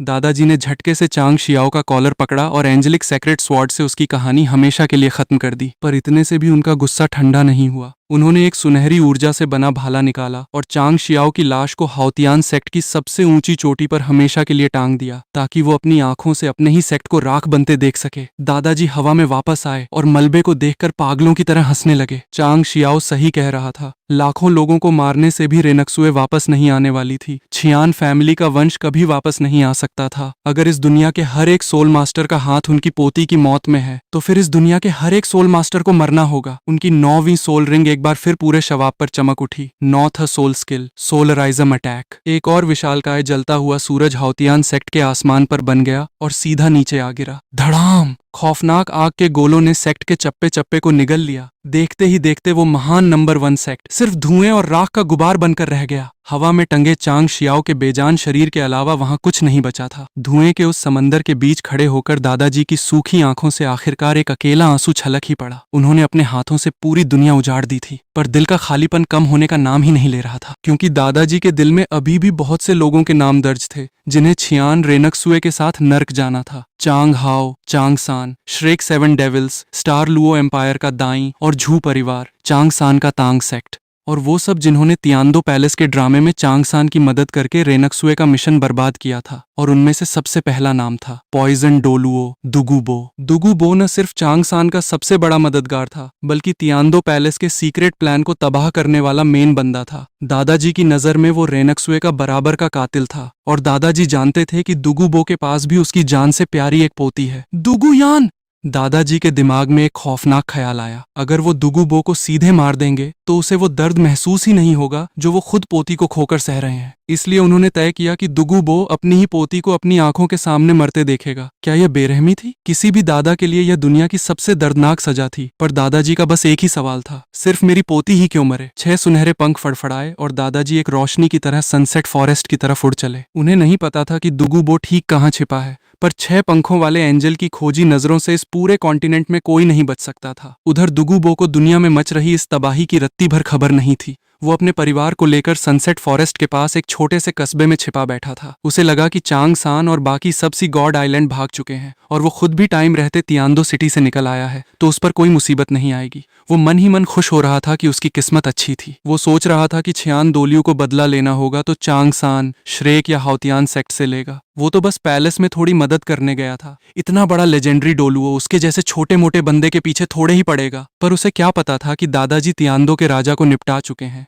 निंग फेंगजी की तिकड़ी को मार चुके हैं, पूरे हाउतियान सेक्ट का नामो निशान मिटा चुके हैं और अब चांग सान से जुड़े हर एक बंदे को चुन चुन कर साफ कर रहे हैं। दुगुबो चाय पीते हुए सोच रहा था कि चांग सान पहुंच गया होगा या नहीं। वो चांग सान को कोस भी रहा था कि उसने छियान दोलियों की लाडली पोती पर हाथ उठाने की बेवकूफी क्यों की, पर उसे अंदाजा भी नहीं था कि खतरा उसके दरवाजे पर दस्तक दे चुका है। अचानक उसका दिल जोर से धड़का और पूरे शरीर में एक खौफनाक सिहरन दौड़ गई। अगले ही पल कमरे में एक ठंडी आवाज गूंजी, दुगुबो। बस ये 3 शब्द सुनते ही पॉइजन डोलुओं के रोंगटे खड़े हो गए। वो दौड़कर आंगन में आया और अपनी green jade snake soul activate करके चारों तरफ देखने लगा। तभी रात के अंधेरे को चीरती हुई एक सुनहरी रोशनी आसमान में चमकी। आसमान में सुनहरी जंजीरों से 4 लोग बैंधे लटक रहे थे। पहली थी उसकी पोती दुगुयान, बाकी 3 थे युतियान हैंग, ये लिंगलिंग और उसकी माँ ये चिंग चिंग। दुगुबो तक पहुंचने से पहले दादाजी उसकी सबसे प्यारी चीज को अपने कब्जे में ले चुके थे। दुगुबो पागलों की तरह तरह चिल्लाया, मेरी पोती को छोड़ दो। पर जैसे ही दादाजी के पैरों के नीचे से एक एक करके सोल रिंग्स बाहर आने लगी, दुगु बो की चीख गले में ही अटक गई। 8 काली और एक लाल, इतना खौफनाक सोल रिंग कॉन्फ़िगरेशन और 6 पंखों वाला एंजल पूरी दुनिया में सिर्फ एक ही बंदा हो सकता था। सोल हॉल का हाई प्रीस्ट, 99वें लेवल का लेजेंडरी डोलुओ छियान दोलियो। दादाजी को पहचानते ही दुगु बो ने अपनी सोल पावर झटके से समेट ली। वो जानता था कि वो सिर्फ 92वें लेवल का पॉइजन डोलुओ है। इस राक्षस के सामने उसकी पावर चींटी बराबर भी नहीं है। उसने लड़ने की सोच भी दिमाग से निकाल दी और सीधे घुटनों के बल जमीन पर गिर पड़ा। वो गिड़गिड़ाने लगा कि तियांदो पैलेस में जो गलती हुई उसके बदले वो अपनी जान देने को तैयार है। बस उसकी पोती दुगुयान, युतियान हैंग और बेकसूर ये फैमिली की औरतों को बख्श दिया जाए। पर दादाजी ने उससे बस एक सवाल पूछा, अगर ये बच्चे बेकसूर हैं तो मेरी रैनकसुए क्या थी? क्या मेरी पोती बेकसूर नहीं थी? सोल हॉल ने तुझे कितनी बार अपने साथ जुड़ने का मौका दिया, पर तूने मना किया तो भी मैंने तुझे कभी परेशान नहीं किया। पर तूने चांग सान का हाथ पकड़ा और मेरी पोती की जान ले ली। ताकतवर की दया कमजोर को जिंदगी देने के लिए होती है। मेरी दया को अपनी अकड़ समझने की भूल तुमने कैसे कर दी? जंजीरों में जकड़ी दुगुयान को होश आया। आंख खुलते ही उसने अपने दादाजी को जमीन पर माथा टेक कर नाक रगड़ते देखा। बचपन से जिस दादा को उसने पूरी दुनिया में सबसे अकड़ू और बेखौफ देखा था, आज वो किसी सामने वाले के कदमों में गिड़गिड़ा रहा था। दुगुयान रोने लगी। युतियान हैंग और ये फैमिली की माए बेटी को भी होश आ गया। वो समझ ही नहीं पा रहे थे कि सामने खड़ा ये बंदा कौन है जिसने एक पावरफुल पॉइजन डोलुओ की सारी अकड़ 1 सेकंड में मिटा दी थी। दुगु बो फिर रोते हुए गिड़गिड़ाया कि वो चांग सान की लोकेशन बता देगा, बस इन बच्चों को छोड़ दिया जाए। ये फैमिली की औरतों का तो इस सबसे कोई लेना देना भी नहीं था। पर दादाजी को उसके किसी ऑफर की जरूरत नहीं थी। निंग फेंगजी ने मरते मरते सब उगल दिया था कि चांग सान सी गॉड आइलैंड भागा है। और हाँ, निंग फेंगजी के बताने के बाद भी मैंने उन तीनों को नहीं बख्शा था। दादाजी ने बड़े प्यार से दुगु बो को गिनाना शुरू किया। तियांदो का राजपाट खत्म हो गया। पूरा तियांदो शहर अब सिर्फ राख का ढेर है। निंग फेंगजी, चेन शिन और गुरोंग कुत्ते की मौत मारे गए और हाउतियान सेक्ट को भी मैंने अपने हाथों से भस्म कर दिया है। चुपचाप चांग सान का पता बता देने से किसी की जान नहीं बचती दुगु बो, क्योंकि मेरी नजर में चांग सान से जुड़ा हर एक बंदा पहले ही मरण घोष सुन चुका है। दुगु बो पूरी तरह टूटकर जमीन पर ढह गया। उसे समझ आ गया था कि सामने खड़ा छियान दोलियो पूरी तरह सनक चुका है। एक ऐसा बंदा जो पूरी सिटी को राख बना चुका है, कई टाइटल डोलुओं को रास्ते से हटा चुका है और नंबर 1 सेक्ट को नक्शे से मिटा चुका है। वो उसकी 2 कौड़ी की भीख पर तरस खाने वाला नहीं था। ये चिंगचिंग, ये लिंगलिंग की माँ ने आखिरी उम्मीद में अपनी सफाई देनी चाहिए। हमारा 9 स्टार बेगोनिया क्लैन हमेशा न्यूट्रल रहा है। हमने तियांदो पैलेस के ड्रामे में कोई हिस्सा नहीं लिया। हमारे क्लैन ने तो सोल हॉल के कितने ही सोल मास्टर्स की जान बचाई है। अगर आप हमें छोड़ दें तो हम पूरी तरह सोल हॉल के वफादार बनने को तैयार हैं। पर दादाजी ने ठंडे लहजे में कहा, अगर पहले की बात होती तो तुम्हारे क्लैन की पुरानी भलाइयों के लिए मैं तुम्हें छोड़ भी देता, पर अब बहुत देर हो चुकी है। तुम्हारा क्लैन भले ही निर्दोष हो, पर तुम्हारी गलती यह है कि तुम इस वक्त दुगु बो के साथ खड़े हो। तांग सान से जुड़ा हर एक बंदा मरेगा और तुम दोनों माए बेटी गलत वक्त पर गलत जगह खड़ी हो। दुगु बो अपनी जान देकर पोती को बचाना चाहता था, पर दादाजी उसकी जान तुरंत लेने ही नहीं वाले थे। वो दुगु बो को वही खौफनाक दर्द देना चाहते थे जो वो खुद सह रहे थे। अपनी आंखों के सामने अपनी लाडली को तड़प तड़प कर मरते देखना। दादाजी की खूनी नजर सबसे पहले युतियान हैंग पर पड़ी। ब्लू एम्परर ड्रैगन क्लैन का वारिस, यू शियाओगांग का सगा भतीजा और दुगुयान का प्रेमी। युतियान हैंग ने गुस्से में चीख कर कहा, सोल हॉल ने हमारे ड्रैगन क्लैन को तबाह किया, इतने बेकसूरों को मारा, हम अपना इंसाफ किससे मांगने जाएं? पर दादाजी को अब किसी सही गलत से फर्क नहीं पड़ता था। मेरी पोती मर चुकी है, इसलिए तांग सान से जुड़े हर कुत्ते को मरना होगा। ये चिंगचिंग ने गिड़गिड़ाकर फिर कहा, हमारा क्लैन अपनी पूरी वफादारी आपके नाम करता है। दादाजी ने अपनी एंजेलिक सेक्रेट स्वॉर्ड उठाई। बहुत देर हो चुकी है, मुझे तुम्हारी वफादारी नहीं, तुम्हारा खून चाहिए। उधर सोल सिटी में मेरे सिस्टम पैनल पर नए नए अपडेट्स आ रहे थे। तियांदो पैलेस, श्रेक, 7 ट्रेजर्स, हाउतियान सेक्ट और अब दुगु बो। तांग सान की हर एक जड़ को दादाजी चुन चुन कर उखाड़ रहे थे। मुझे अंदाजा भी नहीं था कि दादाजी सिर्फ दुगु बो को मारने नहीं गए हैं, बल्कि एक दादा को उसके सामने उसकी पोती की बलि देकर तड़पाने गए हैं। तभी ये चिंगचिंग ने डर से कांपते हुए अपनी आखिरी और सबसे बड़ी बात कह दी, जिसने दादाजी के दिल के सबसे गहरे जख्म को कुरेद दिया। छियान दोलियो सीनियर, मेरे पिता ने मुझे बताया था कि छियान फैमिली ने हजारों सालों से एंजल गॉड की सेवा की है। आपका परिवार हमेशा सच और इंसाफ के रास्ते पर चला है, जिसने पूरे कॉन्टिनेंट की रक्षा की और ईविल सोल मास्टर्स का खात्मा किया। हमारे क्लैन ने कभी छियान रेनक्सुए को नुकसान नहीं पहुंचाया। आप एक 99वें लेवल के लेजेंडरी डोलुओ होकर बेकसूरों का कत्लेआम कैसे कर सकते हैं? अगर आप ऐसे ही मारते रहें तो आप में और उन ईविल सोल मास्टर्स में क्या फर्क रह जाएगा? ये चिंगचिंग को लगा कि छियान फैमिली की 10,000 साल पुरानी इज्जत और ग्लोरी का वास्ता देकर वो दादाजी को होश में ले आएगी। पर दादाजी अचानक ठहाके मारकर हंसने लगे। कॉन्टिनेंट की रक्षा, ये शब्द मैं दशकों से सुनता आ रहा हूँ। दादाजी की हंसी में सिर्फ कड़वाहट थी। हाँ, ये सच है कि मेरी पीढ़ी ने एंजल गॉड के हुक्म पर इविल सोल मास्टर्स को मिटाया, दुनिया में बैलेंस बनाए रखा। पर हमें इसके बदले में क्या मिला? जब तक छियान फैमिली रूल्स मान रही थी, तब तक तुम सारे सेक्ट्स, एम्पायर्स और क्लैन सोल हॉल को अपना सबसे बड़ा दुश्मन मानते रहे। तुम सब हमसे खौफ खाते थे, हमसे चिढ़ते थे, और आज जब मैंने सब कुछ खो दिया और रूल्स मानना छोड़ दिया, तो तुम लोग मुझे मेरी ही 10,000 साल पुरानी इज्जत की दुहाई देकर कह रहे हो कि अच्छा इंसान बन जाओ। तुम लोगों को अपनी गलती का एहसास नहीं हुआ है। तुम बस अपनी मौत सामने देखकर जिंदा रहने का बहाना ढूंढ रहे हो। ये चिंगचिंग की आंखों में एक पल के लिए उम्मीद जगी कि शायद दादाजी मान जाएंगे, पर दादाजी का चेहरा बर्फ से भी ज्यादा ठंडा हो गया। मैं बेकसूरों को क्यों न मारूं? अगर मैं तुम्हें छोड़ दूं तो मेरी 10,000 साल की इस सेवा ने मुझे क्या दिया? मेरी पोती मार दी गई। सच तो यह है कि सोल हॉल और छियान फैमिली ने हजारों साल तक दुनिया को बचाया, पर दो बड़े एम्पायर्स की आपसी जंग में जितने बेकसूर आम लोग मारे गए, उतने तो इविल सोल मास्टर्स ने भी नहीं मारे थे। अगर पूरी दुनिया में सिर्फ एक ही एम्पायर होता तो लाखों बेकसूरों की जान बच जाती। यही सोचकर हमने इस कॉन्टिनेंट को एक करने का प्लान बनाया था, पर मैंने कभी ताकत का गलत इस्तेमाल नहीं किया था। मैं चाहता तो सीधे युद्ध छेड़ सकता था, पर मैंने ऐसा नहीं किया। मैंने अपनी पोती छियान रेनकसुए को तियांदो राज परिवार में घुसपैठ करने भेजा, ताकि बिना किसी जंग के कम से कम खून बहाए सत्ता बदल सके। मेरी पोती ने इसके लिए अपनी जवानी के सबसे खूबसूरत 10-15 साल उस ठंडे महल में अकेले गुजार दिए। दादाजी का गला भर आया, आंखें खूनी लाल हो गईं, पर बदले में क्या मिला? प्लान फेल हुआ, उसका भेद खुला और वो उसी तियांदो पैलेस में मार दी गई। मुझे इस बात का दुख नहीं है कि प्लान फेल हुआ, मुझे इस बात की जलन है कि मैंने अपनी लाडली को वहां जाने ही क्यों दिया। अगर मैं मना कर देता, अगर उसे अपने पास सोल सिटी में रखता, तो क्या आज वो जिंदा न होती? इसलिए यह जो तुम छियान परिवार की मसीहाई की दुहाई दे रही हो ना, यह मेरे कानों में कोई तारीफ नहीं, बल्कि मेरी उस बेवकूफी का ढोल है जो मुझे बार बार मेरी पोती की बलि याद दिलाता है। दादाजी ने एंजेलिक सेक्रेट स्वॉर्ड हवा में उठाई और ये चिंगचिंग को घूरते हुए बोले, तुम सही कह रही थी। छियान परिवार ने कभी इस दुनिया को बचाया था, पर वो बीती बात है। आज मेरी पोती मर चुकी है। 6 विंग्ड एंजल की 10,000 साल पुरानी नस्ल मुझ पर आकर खत्म हो गई है। जब हजारों सालों से तुम सब हमें अपना दुश्मन ही मानते आए हो, तो आज से मैं तुम्हारा वो असली दुश्मन बनता हूँ। कहो मुझे इविल सोल मास्टर, जो कहना है कहो। जब मेरी पोती ही नहीं रही तो मुझे दुनिया की किसी परवाह की फिक्र नहीं। ये चिंगचिंग समझ गई कि अब कोई रास्ता नहीं बचा। तियांदो राज परिवार ने खुद को बेकसूर कहा, श्रेक ने खुद को बेकसूर कहा, निंग फेंगजी ने खुद को बेकसूर कहा, हाओतियान सेक्ट ने खुद को बेकसूर कहा। सब बेकसूर थे तो फिर तियांदो पैलेस में लाश किसकी पड़ी थी? आज मैं तुम्हें दोषी करार देता हूँ। छपाक! एंजेलिक सेक्रेट स्वॉर्ड की एक धार चली और ये चिंगचिंग का वजूद वहीं खत्म हो गया। माँ! ये लिंगलिंग चीख पड़ी। उसका दिमाग पूरी तरह सनक गया। वो समझ ही नहीं पा रही थी कि उनके 9 स्टार बेगोनिया क्लैन ने ऐसा क्या पाप किया था। उनका क्लैन तो हमेशा न्यूट्रल रहा, हर जंग से दूर रहा, सिर्फ लोगों के घाव भरता रहा, यहाँ तक कि सोल हॉल के लोगों का भी इलाज किया। क्यों? हमारे परिवार ने क्या बिगाड़ा था? ये लिंगलिंग पागलों की तरह चिल्लाई, तुमने कुछ नहीं किया। दादाजी ने सीधे सपाटे अंदाज में कहा, पर तुम्हारी सबसे बड़ी गलती यह थी कि तुम दुगुबो के साथ खड़ी थीं। तांग सान से जुड़ा हर कुत्ता मरेगा और तुम उसी टोली का हिस्सा बनी। इसके साथ ही 9 स्टार बेगोनिया, जिसकी एक जमाने में सिर्फ 2 वारिस ही एक साथ जिंदा रह सकती थीं, उस दिव्य सोल की पूरी परंपरा उस रात हमेशा के लिए मिट गई। माए बेटी को अपनी आंखों के सामने ढेर होते देखकर दुगुबो 30 साल और बूढ़ा दिखने लगा।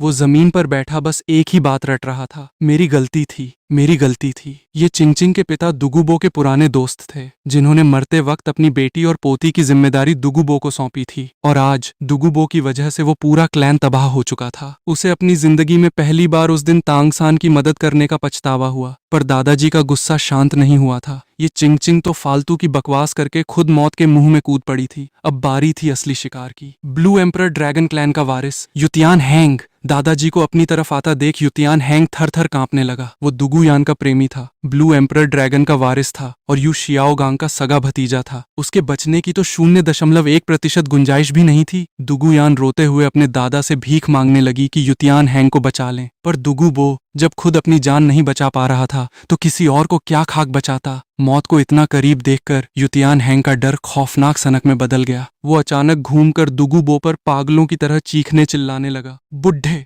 छियान रेनकसुए को तांगसान ने मारा, पैलेस में तू घुसा तो मैं क्यों मरूं? मैं अभी जवान हूं, मैं अपने क्लैन का वारिस हूं। अगर मैं जिंदा रहता तो अपने बिखरे हुए ड्रैगन क्लैन को दोबारा खड़ा कर सकता था। मेरी पूरी जिंदगी तूने तबाह कर दी, घटिया बुढ़े। दुगुयान अपने प्रेमी का यह रूप देखकर सन्न रह गई, पर युतियान हैंग यहीं नहीं रुका। उसने वो जहरीला सच उगल दिया जिसने दुगुयान की आत्मा तक कंपा दी। और सुन दुगुयान, तुझे क्या लगा था कि मैं तुमसे प्यार करता हूँ? घंटा!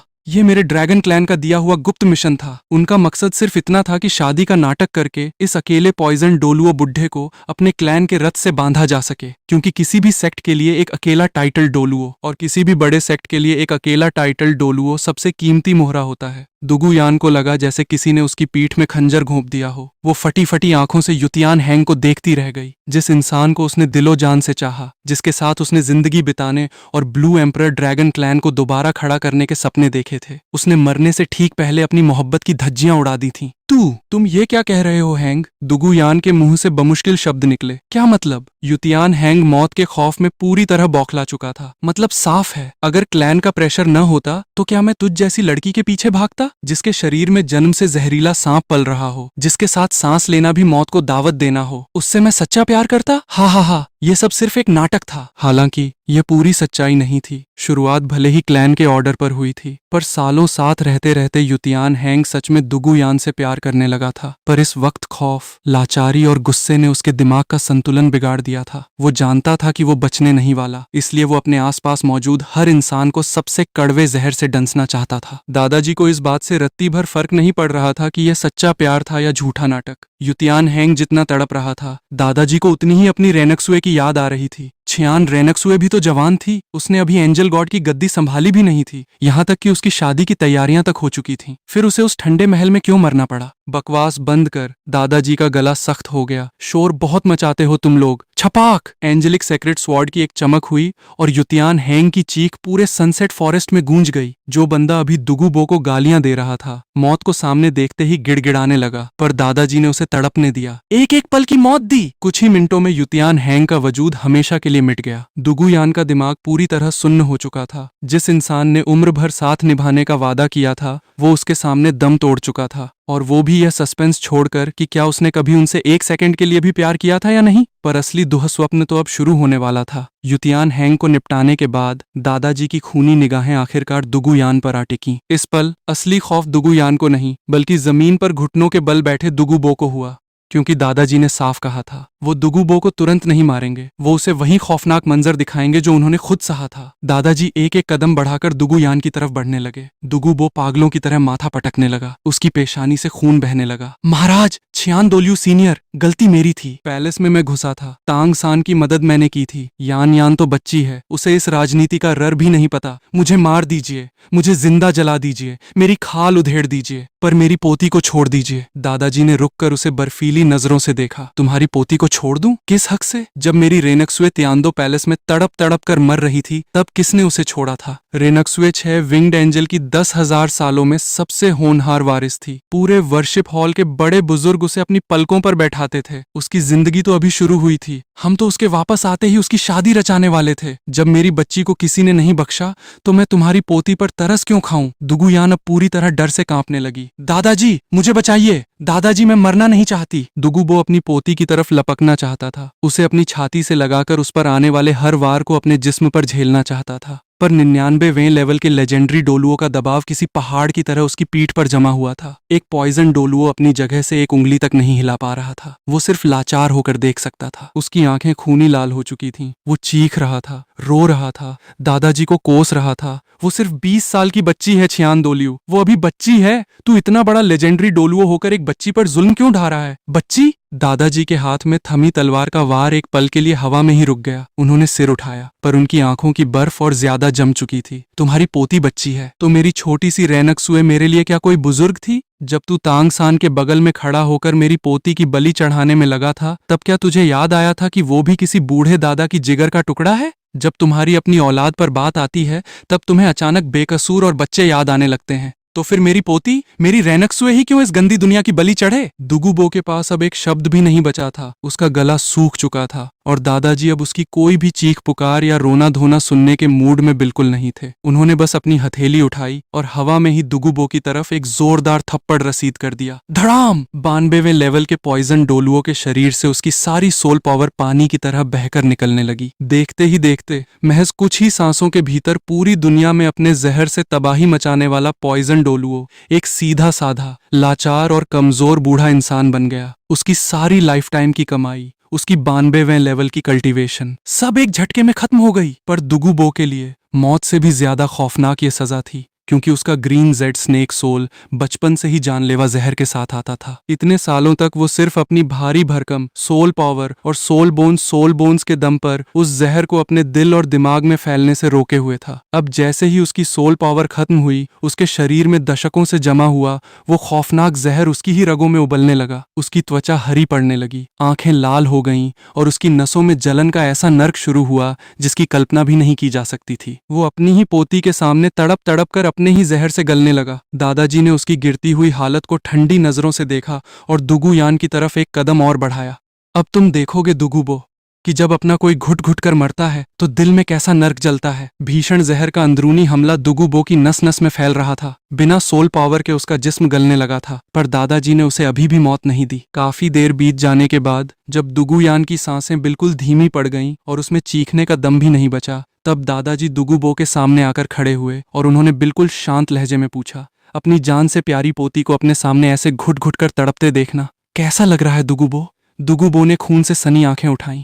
इस एक पल में उसे आखिरकार समझ आ गया कि छियान दोलियो पूरी तरह पागल क्यों हो चुका था। वो दादाजी को माफ कभी नहीं कर सकता था, पर वो यह जान गया था कि जब कोई दादा अपनी पोती को खो देता है तो उसकी आत्मा कैसी श्मशान बन जाती है। तभी दादाजी ने एक सौदा रखा। टांग सेक्ट कहाँ छिपा है? अगर तूने मुझे तांग सान के बनाए टांग सेक्ट का पता बता दिया तो मैं तेरी पोती को तड़पने से आजाद कर दूंगा, उसे एक झटके में दर्द रहित मौत दूंगा। दुगुबो खामोश हो गया। टांग सान तियानदो पैलेस का कांड करने के बाद जानता था कि छियान दोलियो का खौफनाक बदला आएगा, इसलिए सी गॉड आइलैंड भागने से पहले उसने पूरे टांग सेक्ट को तियानदो सिटी से हटाकर किसी अनजान जगह छिपा दिया था। दादाजी पूरे कॉन्टिनेंट में ढूंढते तो समय लगता, पर दुगुबो को उस जगह का सटीक पता मालूम था। पुराना दुगुबो कभी तांग सान को धोखा न देता, पर आज दुगुबो का दिल तांग सान के नाम से ही जल रहा था। अगर उसने तांग सान की मदद न की होती, अगर वो उस तियानदो पैलेस के ड्रामे में न कूदता, तो भले ही वो और दुगुयान जहर से बाद में मर जाते, पर कम से कम इज्जत की मौत मरते। ये लिंगलिंग, ये चिंग युतियान हैंग बेकसूर न मारे जाते। तांग सान ने छियान दोलियो की पोती को मार डाला और खुद अपने दोस्तों व सी गॉड आइलैंड के दिग्गजों की छत्रछाया में ऐश करने चला गया, और यहाँ पूरे कॉन्टिनेंट के मासूमों को छियान दोलियो के नर्क में जलने के लिए लावारिस छोड़ गया। क्यों? दुगुबो के मुंह से नफरत की आग निकली। उसने तांग सेक्ट का एक एक पता, उनके छिपने की जगह, उनकी हर लोकेशन दादाजी के सामने उगल दी। तांग सेक्ट स्टार लुओ एम्पायर में छिपा है। दुगुबो अब दिल से चाहता था कि छियान दोलियो तांग सान के उस सेक्ट की ईंट से ईंट बजा दे। अगर तांग सान सब कुछ बर्बाद करके भी सी गॉड आइलैंड पर मजे से राजा बना रहता तो दुगुबो की आत्मा को नर्क में भी शांति न मिलती। सब बता दिया। दुगुबो जमीन पर गिर पड़ा। अब मेरी यान को मुक्ति दो। दादाजी ने अपना वादा निभाया। छपाक एक सुनहरी रोशनी चमकी और दुगुयान का तड़पना हमेशा के लिए बंद हो गया। मरने से पहले दुगुयान के दिमाग में उसकी पूरी जिंदगी घूम गई। माता पिता का जाना, दादाजी का प्यार, युतियान हैंग से मिलना और तांग सान से पहचान। वो मन ही मन सोच रही थी कि काश वो तांग सान से कभी मिली ही न होती, कम से कम उसका पूरा परिवार तो ऐसे मिट न जाता। दादाजी ने दुगुयान की लाश को दुगुबो की गोद में फेंक दिया और ठंडे लहजे में बोले, तेरी सोल पावर खत्म हो चुकी है। तेरा अपना ही जहर तुझे कुछ ही देर में तड़पा तड़पा कर मार डालेगा। मैं तुझे नहीं मारूंगा। अब अपनी पोती की लाश को सीने से लगाकर बैठ और सोच कि तूने तांग सान का साथ देकर कितनी बड़ी बेवकूफी की थी। ये कहते ही दादाजी ने अपने 6 पंख फैलाए और सीधे स्टार लुओ एम्पायर की तरफ उड़ चले। वहां सिर्फ तांग सेक्ट ही नहीं था, वहां श्रेक 7 डेविल्स के 2 सबसे खास मेंबर्स, दाई मुबाई और झू झुचिंग के शाही परिवार, दाई और झू फैमिली भी थे। दादाजी तांग सान के हर रिश्ते, हर दोस्त, हर साम्राज्य की नसें काटने निकल पड़े थे। पीछे छूटे सनसेट फॉरेस्ट के उस छोटे से घर में सन्नाटा छा गया। दुगुबो ने कांपते हाथों से अपनी पोती के बिखरे बालों को संवारा, ठीक वैसे ही जैसे बचपन में संवारता था। पर अब वो बच्ची कभी आंखें नहीं खोलने वाली थी। मुझे माफ कर दे यान, मुझे माफ कर दे। बूढ़ा पॉइजन डोलुओ अपनी ही पोती की लाश को सीने से लिपटाए रोता रहा। जिस जहर से पूरी दुनिया थर थर कांपती थी, वही जहर अब उसकी रगों को अंदर से जलाकर राख कर रहा था। वो एक एक कदम घसीटते हुए हवेली के अंदर की तरफ बढ़ा और हर कदम के साथ उसकी सांसें टूटती चली गईं। दुगुबो हर गिरते कदम के साथ और कमजोर होता चला गया। वो बार बार आसमान की तरफ मुंह उठाकर चीखता कि आखिर उनके दुगु परिवार को कभी सच्ची खुशी क्यों नहीं मिली। दुगुयान के पैदा होते ही उसकी माँ गुजर गई, फिर उसका बेटा जहर के अंदरूनी हमले से दुनिया छोड़ गया। उसने अकेले उस बच्ची को पाला पोसा था। उसे लगा था कि टाइटल डोलुओ बनने के बाद वो अपनी पोती को बचा पाएगा, पर उसकी अपनी ही गलतियों ने उसकी सबसे प्यारी पोती को इस खौफनाक नर्क में धकेल दिया। दुगुबो अचानक पागलों की तरह हंसने लगा और हंसते हंसते उसकी आंखों से खून मिले आंसू बहने लगे। उसने हवेली के हॉल में टंगे तेल के दिए को लात मार दी। आग की लपटें तेजी से फैलीं और पूरी दुगु हवेली को निगलने लगीं। उसने भागने की कोशिश नहीं की। जब परिवार ही नहीं रहा तो जीने की क्या वजह। धू धू करके जलती आग में दुगु परिवार का नामो निशान मिट गया। मूल कहानी की दो और अहम लाइनें दादाजी ने हमेशा के लिए काट फेंकी थीं। उधर सोल सिटी में सिस्टम पैनल देखते हुए मेरी बाँछें खिल गई थीं। प्लॉट पॉइंट्स तो मानो पागल हो गए थे। ग्राफ जिस रफ्तार से ऊपर भाग रहा था वैसा धमाका मैंने पहले कभी नहीं देखा था। इसका सीधा सा मतलब था कि दादाजी बाहर तबाही का वो मंजर लिख रहे थे जिसने ओरिजिनल स्टोरी की धज्जियां उड़ा दी थीं। तियांदो पैलेस और तियांदो सिटी खत्म, श्रेक एकेडमी गायब, निंग फेंगजी, चेन शिन और गुरोंग साफ, हाउतियान सेक्ट राख, दुगुबो और 9 स्टार बेगोनिया क्लैन इतिहास। दादाजी बाहर जितने दुश्मनों की बलि चढ़ा रहे थे, तांग सान के भविष्य के हथियार उतने ही कम हो रहे थे और ये सारे बदलाव मेरे सिस्टम में सीधे भारी भरकम करेंसी बनकर जमा हो रहे थे। अब दादाजी को तांग सेक्ट का पता मिल चुका था और वो सीधे स्टार लुओ एम्पायर की तरफ बढ़ रहे थे। मुझे पूरा यकीन था कि अगला धमाका इससे भी खौफनाक होने वाला है, क्योंकि स्टार लुओ में सिर्फ तांग सेक्ट ही नहीं बल्कि दाई फैमिली, झू फैमिली और तांग सान के वो भाड़े के सोल मास्टर्स छिपे थे जो आगे चलकर सोल एम्पायर के सबसे बड़े दुश्मन बनते। मैंने क्रिस्टल कॉफिन में सोई हुई छियान रेनक्सुए को देखा और दिल ही दिल में कहा, रेनक्सुए बस थोड़ा सा और सो लो। दादाजी बाहर पूरी दुनिया को नर्क बना रहे हैं। जब तुम आंखें खोलोगी तो वो दुनिया ही बदल चुकी होगी जिसने तुम्हें मिटाने का सपना देखा था। और तांग सान, वो तो सी गॉड आइलैंड पर बैठकर सोच रहा होगा कि वो सुरक्षित है। उसे क्या पता कि उसके पीछे पूरा कॉन्टिनेंट शमशान बन चुका है। दादाजी के गुस्से ने मेरे सिस्टम वॉलेट को नोटों से भर दिया था। अभी कुछ ही समय पहले मैंने अपने प्लॉट पॉइंट्स का पूरा इस्तेमाल करके खुद को 38th लेवल सोल सेंट से सीधे 85th level soul grand master बनाया था। फिर दादाजी की तबाही से मिले नए पॉइंट्स से 90th लेवल पार करके 2,30,000 साल की 9th सोल रिंग हासिल की और 93rd लेवल टाइटल डोलुओ बन गया। इतना ही नहीं, मैंने अपने दोनों रेडिएंट हॉली ड्रैगन और डार्कनेस डेविल ड्रैगन के लिए विशेष फ्यूजन स्किल्स भी खरीदे थे। मुझे लगा था कि वॉलेट खाली हो गया होगा, पर अब जो पॉइंट्स आ रहे थे उन्होंने पुराना सारा खर्च चुकता करके मुझे और अमीर बना दिया था। 9th यार्ड से 94th लेवल जाने के लिए सिस्टम 4 लाख पॉइंट्स मांग रहा है। इतने में सिर्फ एक लेवल बढ़ाना बेवकूफ़ी होगी। मैंने गणित लगाया,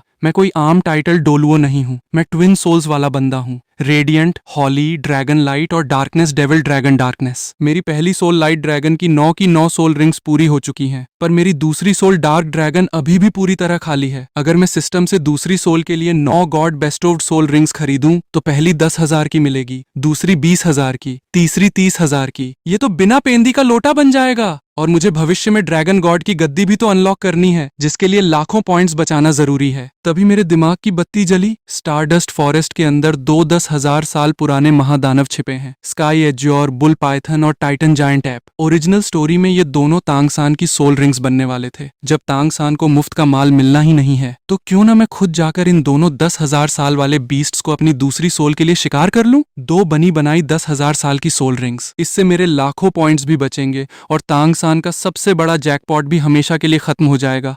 उनकी बलि से जो सोल पावर का बैकअप मिलेगा उससे मेरी सोल पावर का लेवल और ऊपर भागेगा। अगर किस्मत अच्छी रही तो 10,000 साल पुरानी सोल रिंग्स को एब्जॉर्ब करते ही मैं सीधे 94th लेवल पर पहुंच जाऊंगा, यानी सीधे सीधे फिर से 4 लाख प्लॉट पॉइंट्स की बचत। एक तीर से 3 शिकार। खुद की ताकत बढ़ाओ, तांगसान का तगड़ा जैकपॉट चुराओ और ओरिजिनल प्लॉट की धज्जियां उड़ाकर सिस्टम से पॉइंट्स की झड़ी लगा दो। ऐसी डील न करना तो कोरी बेवकूफी होगी। मैंने तुरंत फैसला कर लिया। ग्रेट स्टार डो फॉरेस्ट, अभी निकलता हूँ। दादाजी बाहर तांगसान के सपोर्ट सिस्टम को कफन पहना रहे थे और सिस्टम मेरे खाते में पैसे ट्रांसफर कर रहा था। ऐसे में जो सबसे बड़े जैकपॉट थे उन्हें तो मुझे खुद जाकर लूटना ही था। मैं कमरे से निकला और वर्शिप हॉल के मेन एरिया में पहुंचा। वही बर्फ जैसी नीली क्रिस्टल कॉफिन वहां रखी थी जिसमें छियान रैनक्सुए लेटी हुई थी। ना कोई सांस, ना कोई धड़कन, ना लाइफ का कोई सिंबल। बाहर से देखने वाले किसी भी बंदे को लगता कि वो मर चुकी है, पर सिर्फ मैं जानता था कि ये मेरी परफेक्ट डेथ कार्ड का फैलाया हुआ मायाजाल है। मैंने क्रिस्टल कॉफिन के पास जाकर उसकी शांत शक्ल देखी और मन ही मन मुस्कुराया। रेनक्सुए, थोड़ा सा नाटक और सह लो, जितना देर तुम ममरी रहोगी दादाजी बाहर उतना ही भयानक तांडव मचाएंगे और पूरी दुनिया का प्लॉट बदल देंगे। जब सही मौका आएगा मैं तुम्हें जगा दूंगा, पर तब जो दुनिया तुम देखोगी वो उस पुरानी सड़ चुकी दुनिया जैसी बिल्कुल नहीं होगी। मैंने चेहरा घुमाया और हॉल में मौजूद दूसरे प्रीस्ट एल्डर्स को देखा। एक झटके में मेरे चेहरे पर वही पुराना, भारी और दुखों से टूटा हुआ ड्रामेबाज एक्सप्रेशन वापस आ गया। आखिरकार नाटक तो चालू रखना ही था। वर्शिप हॉल के बुजुर्गों की नजर में मुझे किसी अज्ञात गॉड का ट्रायल मिला हुआ है। भविष्य में जो भी अटपटी चीजें होंगी, चाहे नए सोल्स हों, एक्स्ट्रा रिंग्स हों या अजीब पावर्स, सब कुछ उस काल्पनिक गॉड ट्रायल के सिर मरना ही सबसे सेफ बहाना था। सेकंड प्रीस्ट जियांगजुआन जियोगुआन ने मुझे आते देखा तो उन्हें लगा कि कहीं मैं गम में कोई उल्टी सीधी हरकत न कर बैठूं। शियाओ ये तुम बाहर क्यों आए? उन्होंने फिक्र से पूछा। मैंने सिर झुकाकर भारी आवाज में कहा, सेकंड दादाजी, बाकी बुजुर्गों, मैं आप सबसे अलविदा कहने आया हूँ। अलविदा शब्द सुनते ही हॉल में सन्नाटा छा गया। सब कुर्सी से खड़े हो गए। रेनक्सुए जा चुकी थी। दादाजी बाहर खून की नदियां बहाने निकले थे। अगर वर्शिप हॉल की यह आखिरी उम्मीद भी कुछ कर बैठती तो ये सारे बुजुर्ग जीते जी मर जाते। मैंने तुरंत हाथ जोड़कर बात संभाली। आप गलत समझ रहे हैं, मैं जान देने नहीं जा रहा। मैं सोल सिटी छोड़कर ग्रेट स्टार डो फॉरेस्ट जा रहा हूँ। Star Dou forest? सेकंड दादाजी के माथे पर बल पड़ गए। वो तो इस कॉन्टिनेंट की सबसे खौफनाक जगह है। वहाँ कोर जोन में 10,000 साल पुराने दानव रहते हैं। तुम भले ही 93rd लेवल के टाइटल डोलुओ बन चुके हो, पर इस वक्त वहाँ अकेले जाना खतरे से खाली नहीं है। क्या यह तुम्हारे गॉड ट्रायल से जुड़ा है? मेरी लॉटरी लग गई। बहाना मुझे सोचना भी नहीं पड़ा, उन्होंने खुद ही बनाकर दे दिया। मैंने तुरंत सीरियस एक्सप्रेशन बनाया। आपने बिल्कुल सही पहचाना, ये मेरे गॉड ट्रायल का ही अगला टास्क है। गॉड ट्रायल सुनते ही सारे बुजुर्गों के कान खड़े हो गए। उनकी नजर में मेरे गॉड ट्रायल्स पूरे होने का मतलब था मेरा गॉड बनना और रेनक्सुए को दोबारा जिंदा करने की उम्मीद जगना। ट्रायल में तुम्हें क्या करना है? क्या हम तुम्हारी कोई मदद कर सकते हैं? सेकंड दादाजी ने फौरन पूछा। सच कहूं तो मेरी पहली सोल की 9 की 9 रिंग्स पूरी थीं, जिनमें 8th रिंग 10,000 साल की और 9th रिंग 2,30,000 साल की थी। साथ ही 3 फ्यूजन स्किल्स थे। अगर मैं अकेला भी जाता तो टाइटन जायंट ऐप या स्काई बुल पाइथन को एक एक करके आराम से निपटा सकता था। पर जब सामने वर्शिप हॉल के इतने सारे 96th लेवल के सुपर डोलुओ मुफ्त की फौज बनकर खड़े थे तो मैं अकेले पसीना क्यों बहाऊं? दादाजी तो बाहर बदला लेने में बिजी थे, तो क्यों न वर्शिप हॉल की इस पूरी बारात को ही अपने साथ शिकार पर ले चलूं। मैंने थोड़ा हिचकिचाने का नाटक किया और भारी मन से बोला, ट्रायल का टास्क बहुत कठिन है। मुझे मेरी दूसरी सोल डार्कनेस डेविल ड्रैगन के लिए 10,000 साल पुरानी सोल रिंग्स हासिल करनी है। सन्नाटा! पूरे हॉल में सन्नाटा छा गया। 10,000 साल की सोल रिंग्स? पूरे कॉन्टिनेंट में ऐसी चीजें उंगलियों पर गिने जाने वाले दानवों के पास ही थीं। सेकंड दादाजी के दिमाग में तुरंत स्टार डो फॉरेस्ट के 2 नाम कौन थे, टाइटन जायंट ऐप और स्काई एज्योर बुल पाइथन। बिबीदोंग ने भी एक बार इन्हें पकड़ने के लिए पूरी फौज भेजी थी, पर वो नाकाम रही थी। मैंने मासूमियत से कहा, मैं अकेले जाऊंगा तो बहुत टाइम लग जाएगा, पर अगर आप बुजुर्ग मेरी थोड़ी सी मदद कर दें, सोचना भी मत। सेकंड दादाजी ने मेरी बात बीच में ही काट दी। यह तुम्हारे गॉड बनने और शियाओ शिये को वापस लाने का सवाल है। हम सब तुम्हारे साथ चलेंगे, उन दोनों जानवरों को खींचकर तुम्हारे कदमों में लाएंगे। सिर्फ कुछ प्रीस्ट क्यों, अगर पूरा वर्शिप हॉल भी झोंकना पड़े तो हम तुम्हारे पीछे खड़े हैं। सेकंड दादाजी गोल्डन क्रोकोडाइल डोलुओ ने दहाड़ते हुए कहा। उन्होंने तुरंत 2 नाम पुकारे, third priest green phoenix Duoluo Qing Luan और fourth priest fierce lion Duoluo Xiongshi. 3 से 98 लेवल के सुपर डोलुओ और मैं खुद 93rd लेवल का टाइटल डोलुओ। 4 बंदों की यह टोली जब स्टार डो फॉरेस्ट में कदम रखेगी तो वो दोनों 10,000 साल पुराने जानवर स्काई एज्योर बुल पाइथन और टाइटन जायंट ऐप अगर पंख लगाकर भी उड़ना चाहें तो भी अपनी जान नहीं बचा पाएंगे। मेरी दूसरी सोल डार्कनेस डेविल ड्रैगन का खाता खुलने से अब कोई नहीं रोक सकता था। बाकी बचे प्रीस्ट्स लाइटनिंग ड्रैगन डोलुओ कियानझुन और शियांगमो को वर्शिप हॉल और सोल एम्पायर की सुरक्षा के लिए सोल सिटी में ही रोक दिया गया। बिबीदोंग भले ही पोप की गद्दी पर बैठी थी, पर उस पर आंख बंद करके भरोसा नहीं किया जा सकता था। तैयारी पूरी होते ही हम वर्शिप हॉल के विशाल प्रांगण में आ गए। मैंने आंखें बंद की और अपनी पहली सोल को आवाज दी, रो आर आर आर। आसमान को चीरती हुई एक खौफनाक दहाड़ गूंज उठी। पूरा रात का आसमान सुनहरी रोशनी से नहा गया। 100 मीटर लंबा रेडिएंट हॉली ड्रैगन हवा में तैरने लगा। उसकी आंखें 2 जलते हुए सूर्यों की तरह चमक रही थीं और उसकी अल्टीमेट लाइट की आभा ने आधी सोल सिटी को जगमगा दिया। मैं एक छलांग लगाकर ड्रैगन के विशाल सिर पर जा खड़ा हुआ और पीछे मुड़कर तीनों बुजुर्गों को ऊपर आने का इशारा किया। 6 पंखों वाले एंजल डोलुओं की स्पीड भले ही अकेले उड़ने में बेमिसाल हो, पर हम सबको बिना अपनी सोल पावर फूंके स्टार डो फॉरेस्ट पहुंचना था और मेरे इस विशाल ड्रैगन से तेज और आरामदायक सवारी पूरी दुनिया में कोई दूसरी नहीं थी। तीनों बुजुर्ग मेरे पीछे ड्रैगन की पीठ पर आ टिके। नीचे खड़े बाकी बुजुर्ग चिल्लाकर दुआएं दे रहे थे, शियाओ ये सुरक्षित वापस आना, अपने गॉड ट्रायल्स जल्दी पूरे करो ताकि हमारी शियाओ शिये जल्दी आंखें खोले। हम तुम दोनों की शादी देखने का इंतजार कर रहे हैं। मैंने मुस्कुराकर सिर हिलाया और पैर से ड्रैगन को इशारा किया। अगले ही पल 100 मीटर लंबा सुनहरी ड्रैगन हवा को चीरता हुआ स्टार डो फॉरेस्ट की तरफ उड़ चला। सोल सिटी में गूंजी उस ड्रैगन की दहाड़ ने पोप पैलेस को भी हिलाकर रख दिया। पोप की गद्दी पर बैठी बिबीदोंग गहरी सोच में डूबी थी। अचानक आवाज सुनकर वो बाहर आई और उसने आसमान में उड़ते हुए सुनहरे ड्रैगन और उस पर सवार 3 बड़े प्रीस्ट्स को देखा। उसे लगा कि शायद वर्शिप हॉल वाले किसी पुराने दुश्मन से हिसाब चुकता करने जा रहे हैं, पर उसने बीच में दखल देने की जहमत नहीं उठाई। इस वक्त उसका पूरा ध्यान सोल एम्पायर के जरिए पूरे कॉन्टिनेंट पर कब्जा करने पर टिका हुआ था। उसने तुरंत क्रिसेंट डोलुओ, यूहुआन और घोस्ट डोलुओ गुइमेई को बुलवाया। फौज की तैयारी कहाँ तक पहुंची? बिबीदोंग ने कड़क आवाज में पूछा। माते, सभी किंगडम्स, डोलुओ ब्रांचेस और सोल मास्टर्स की फौजें इकट्ठा हो रही हैं। बस कुछ दिनों में हमला शुरू हो सकता है। गुइमेई ने झुककर जवाब दिया। ज्यादा वक्त मत बर्बाद करो, रफ्तार बढ़ाओ। बिबीदोंग की आंखें चमकी। छियान दोलियो अपनी पोती के बदले के लिए तियानदो एम्पायर में तबाही मचा रहा है। उसकी ताकत के आगे तियानदो की रॉयल फैमिली ताश के पत्तों की तरह ढह जाएगी। जब तियानदो में अराजकता फैलेगी, तब हमारी फौजें बिना किसी रुकावट के पूरे एम्पायर को निगल लेंगी। यूहुआन और गुइमेई डर के मारे कांप उठे। वो दोनों 25th लेवल के टाइटल डोलुओ थे, पर वो जानते थे कि 99वें लेवल के छियान दोलियो का गुस्सा क्या चीज है। जब तक कोई दूसरा 99th लेवल का डोलुओ सामने न आए, तब तक छियान दोलियो को पूरी दुनिया में कोई नहीं रोक सकता था। दोनों के जाने के बाद बिबीदोंग अकेली बालकनी में खड़ी होकर आसमान को घूरने लगी।